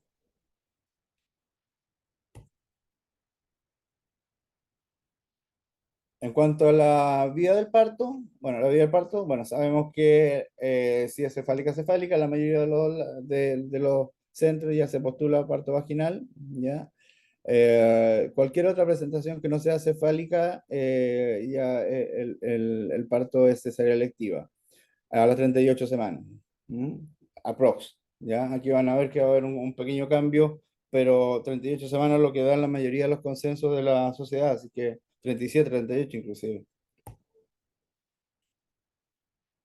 A ver, hice unos estudios del año 1900, no, 1998 al 2024. Fueron 10 estudios. Fueron revisiones sistemáticas y metaanálisis del 2009, perdón, del 2009 al 2023. Eh, Sugieren que el manejo del embarazo de gemelos bicoreales biamnióticos debe incluir monitoreo ecográfico regular cada 4 semanas, seguimiento específico para complicaciones maternas y parto entre las 38 y las 40 semanas, inclusive. A ver, ¿qué es lo que tenemos que hacer? Monitoreo frecuente, vigilancia por ultrasonido. Los embarazos gemelares, bicoreales diagnósticos, requieren de un cuidado prenatal más intenso, ¿ya? El ultrasonido tiene que ser cada 4 semanas, como ya lo hemos venido diciendo, para pesquisar precozmente alguna patología de crecimiento fetal y detectar alguna otra complicación. El manejo de la restricción de crecimiento intrauterino también, en estos embarazos gemelares, tiene un mayor riesgo de morir de riesgo de morbilidad y de mortalidad, y de incluir un monitoreo cercano y en la mayoría de los casos asimilarlo al seguimiento de las restricciones en los embarazos únicos. Como les dije, en algunos casos tiene que aumentarse los riesgos, tiene que aumentarse los seguimientos, mejor dicho, dependiendo del caso, pero sobre el 90% se asimila al seguimiento que se hace en los embarazos únicos. En cuanto al momento de interrupción, el momento de interrupción para los embarazos gemelares sin complicaciones es entre las 38 y 40 semanas para equilibrar los riesgos de prematuridad y mortinato. La verdad es que sabemos que después de las 38 más 1 semana el riesgo de complicación a nivel respiratorio o neurológico es cero. Entonces, la verdad, después de las 38, dependiendo de la paciente, es el momento en que se decide la interrupción, porque si la paciente quiere parto y no se ha puesto de parto todavía, tal vez en esos casos sea prudente esto que plantea el señor Picone, para prolongar un poquito más este embarazo gemelar. Ahora, no sé, un poquito insufrible un embarazo de 28, de 38 semanas, pero bueno, eh, la mujer es la que tiene la decisión. Así que si todo está bien, ella es la que decide en el fondo. El manejo de las complicaciones. Los embarazos gemelares bicoreales y biamnióticos tienen mayor riesgo de complicaciones como preeclampsia, diabetes gestacional y restricción del crecimiento uterino. Y se recomiendan los seguimientos clínicos y ecográficos regulares. Ya no hay que hacer mayores pesquisas. A eso es lo que va esta diapositiva, esta parte del estudio, ¿ya? Simplemente se monitorea con un embarazo común y corriente, sabiendo que hace mayor complicación y tenemos que tener un cierto temor con la preeclampsia y tal vez sería bueno pedirle factores geogénicos a la semana 28, semana 34, o una proteína de 24 horas, o un IPC, dependiendo de lo que tengan disponible en su lugar.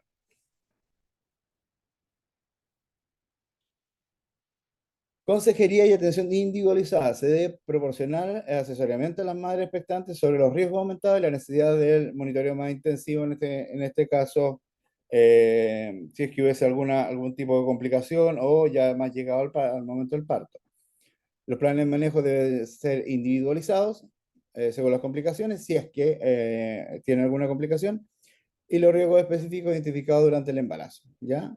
Básicamente es el manejo de un embarazo simple, como les vengo diciendo, eh, asociado a que tiene mayor riesgo de algunas patologías como la preeclampsia, la diabetes y el parto prematuro, pero es paciente, hay que ir individualizando y hay que irla orientando respecto tanto al periodo del preparto, al periodo del momento de que esté en el paritorio al momento del posparto también. La lactancia no va a ser un tema menor para ella.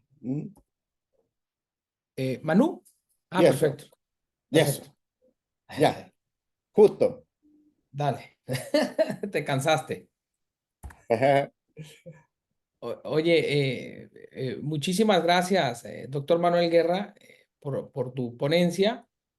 Nos llevaste pues desde la embriología hasta la práctica real, ¿no? Y siempre es bueno el recordar cómo es todo el inicio de este embarazo gemelar. Estamos un poco fuera de ya de los tiempos que son ideales pues para los webinars. Vamos a finalizar el webinar. Nada más quisiera, si me permiten, presentarle a los ponentes dos cuestionamientos que nos están realizando de parte de los asistentes. Quien tenga la oportunidad de respondernos, si nos hacen el favor, por ejemplo, el doctor Ernesto Calderón, él pide una opinión acerca del embarazo pues gemelar, que es un embarazo gemelar monocorial. Menciona que un feto se está presentando con una restricción del crecimiento intrauterino, que tiene macrocefalia, es de 19 semanas y pues aparte con datos de acretismo. Es una paciente de gesta 3, cesárea 2. No sé si el profesor Renato, el doctor Saulo Molina o tú, Manu, nos pudieran dar una opinión para el doctor Ernesto Calderón, que es un caso grueso por lo que vemos.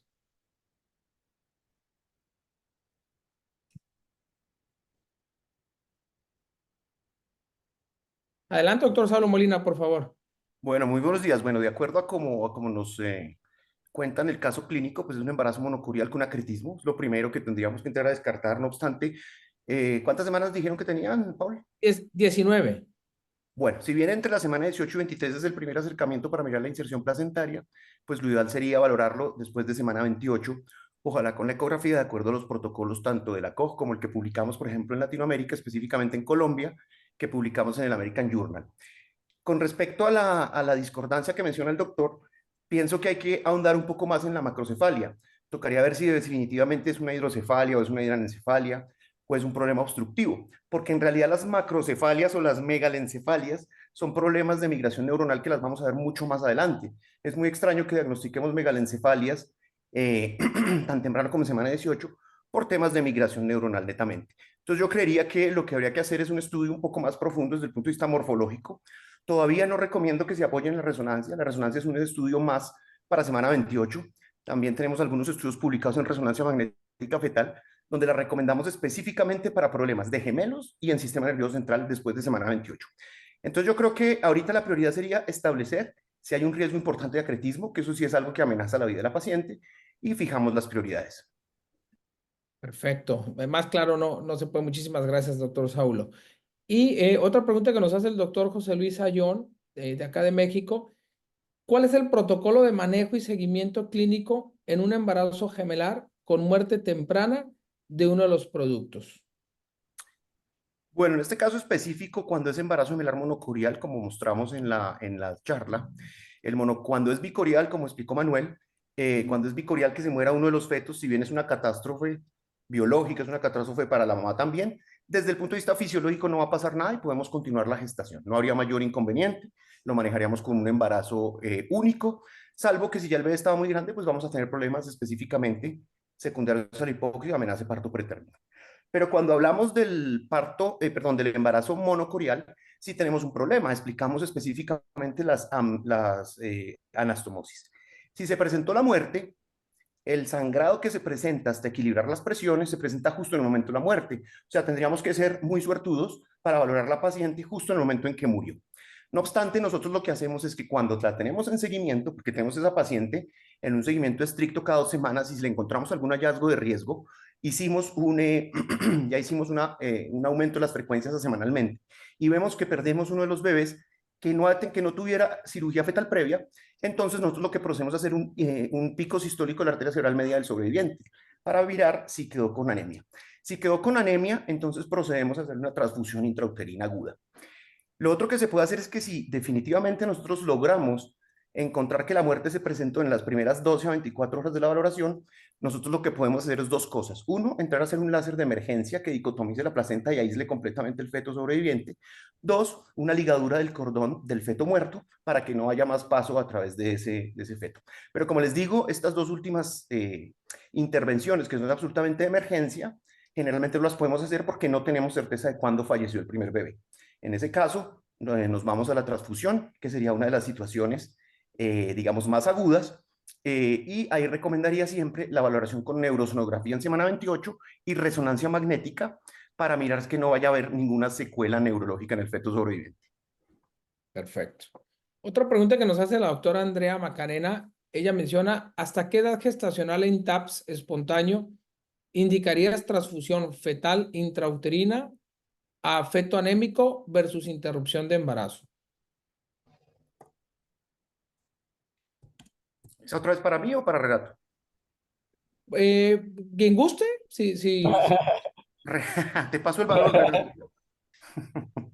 gusta, pues, adelante, doctor Saulo, adelante. Bueno, en nuestro protocolo nosotros lo que hacemos es que siempre que tenemos un TAPS, que como lo dijimos y lo dijo Renato y lo enfatizó, generalmente es un TAPS que es posoperatorio porque dejamos algunas anastomosis muy pequeñas que no pudimos ver con la óptica y se presenta esa transfusión fetofetal crónica reversa.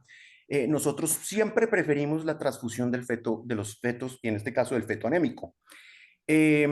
Nosotros generalmente no hacemos el segundo láser, salvo que yo esté seguro que tenga alguna duda en la anastomosis que pudo haberse revascularizado. Si yo dentro del mapeo que hice mental y luego lo hice dentro de la placenta y luego de haber hecho el láser, considero que algún vaso me dejó duda o en la revisión del video vi algún vaso que me pudo haber generado duda, ese caso sí tendría indicación de volverlo a intervenir. Nosotros generalmente revisamos los videos justo después de terminar los procedimientos, 12 o 24 horas después. Si definitivamente no ese es el caso, nosotros nos vamos directamente a transfundir el feto. ¿Que hasta cuándo lo transfundimos? Mientras el feto tenga edad pretérmino, nosotros consideramos que es claramente apto para transfundir. Esto depende de nuestra unidad de recién nacidos. Si nuestra unidad de recién nacidos tiene un punto de corte por encima de las semanas 28-30, pues ese sería nuestro límite. No obstante, en la experiencia que tenemos con transfusiones por otras causas, generalmente transfundimos hasta semana 32-34. Cualquier día que nos ganemos desde el punto de vista de sobrevida y disminución de la morbimortalidad en términos de sobrevida en la unidad de recién nacidos es ganancia. Nosotros generalmente desembarazamos a los pacientes post-láser entre semana 32, máximo 33. A la semana 32 las hospitalizo, les pongo la maduración pulmonar, les colocamos la neuroprotección y solicitamos cama en recién nacidos. Entonces, generalmente, si es una paciente de TAPS o es una paciente por una anemia aguda postoperatoria, no pasa de la semana 32 antes de que ya la tengamos con un plan de desembarazar. Perfecto, perfecto. Muchísimas gracias. No sé si quisieran hacernos una última aportación, nuestros extraordinarios ponentes. El profesor Renato me comentaba que estaban en su centro ocupándolo ahorita con un tema de una urgencia, pero no sé si todavía esté con nosotros. Profesor Renato, para finalizar nuestro webinar, alguna conclusión que quiera darnos?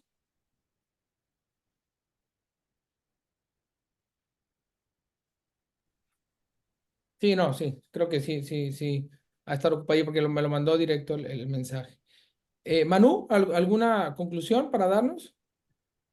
No, la verdad que, como ven, hay que ser metódico nomás en el tema del manejo de los gemelares, no tenerle susto, seguir los lineamientos en cuanto a seguimiento de las biometrías, en cuanto al seguimiento de la madre, y tanto para los monocoriales como para los bicoriales. Hay que ser metódico y seguir las reglas nomás, nada más que eso.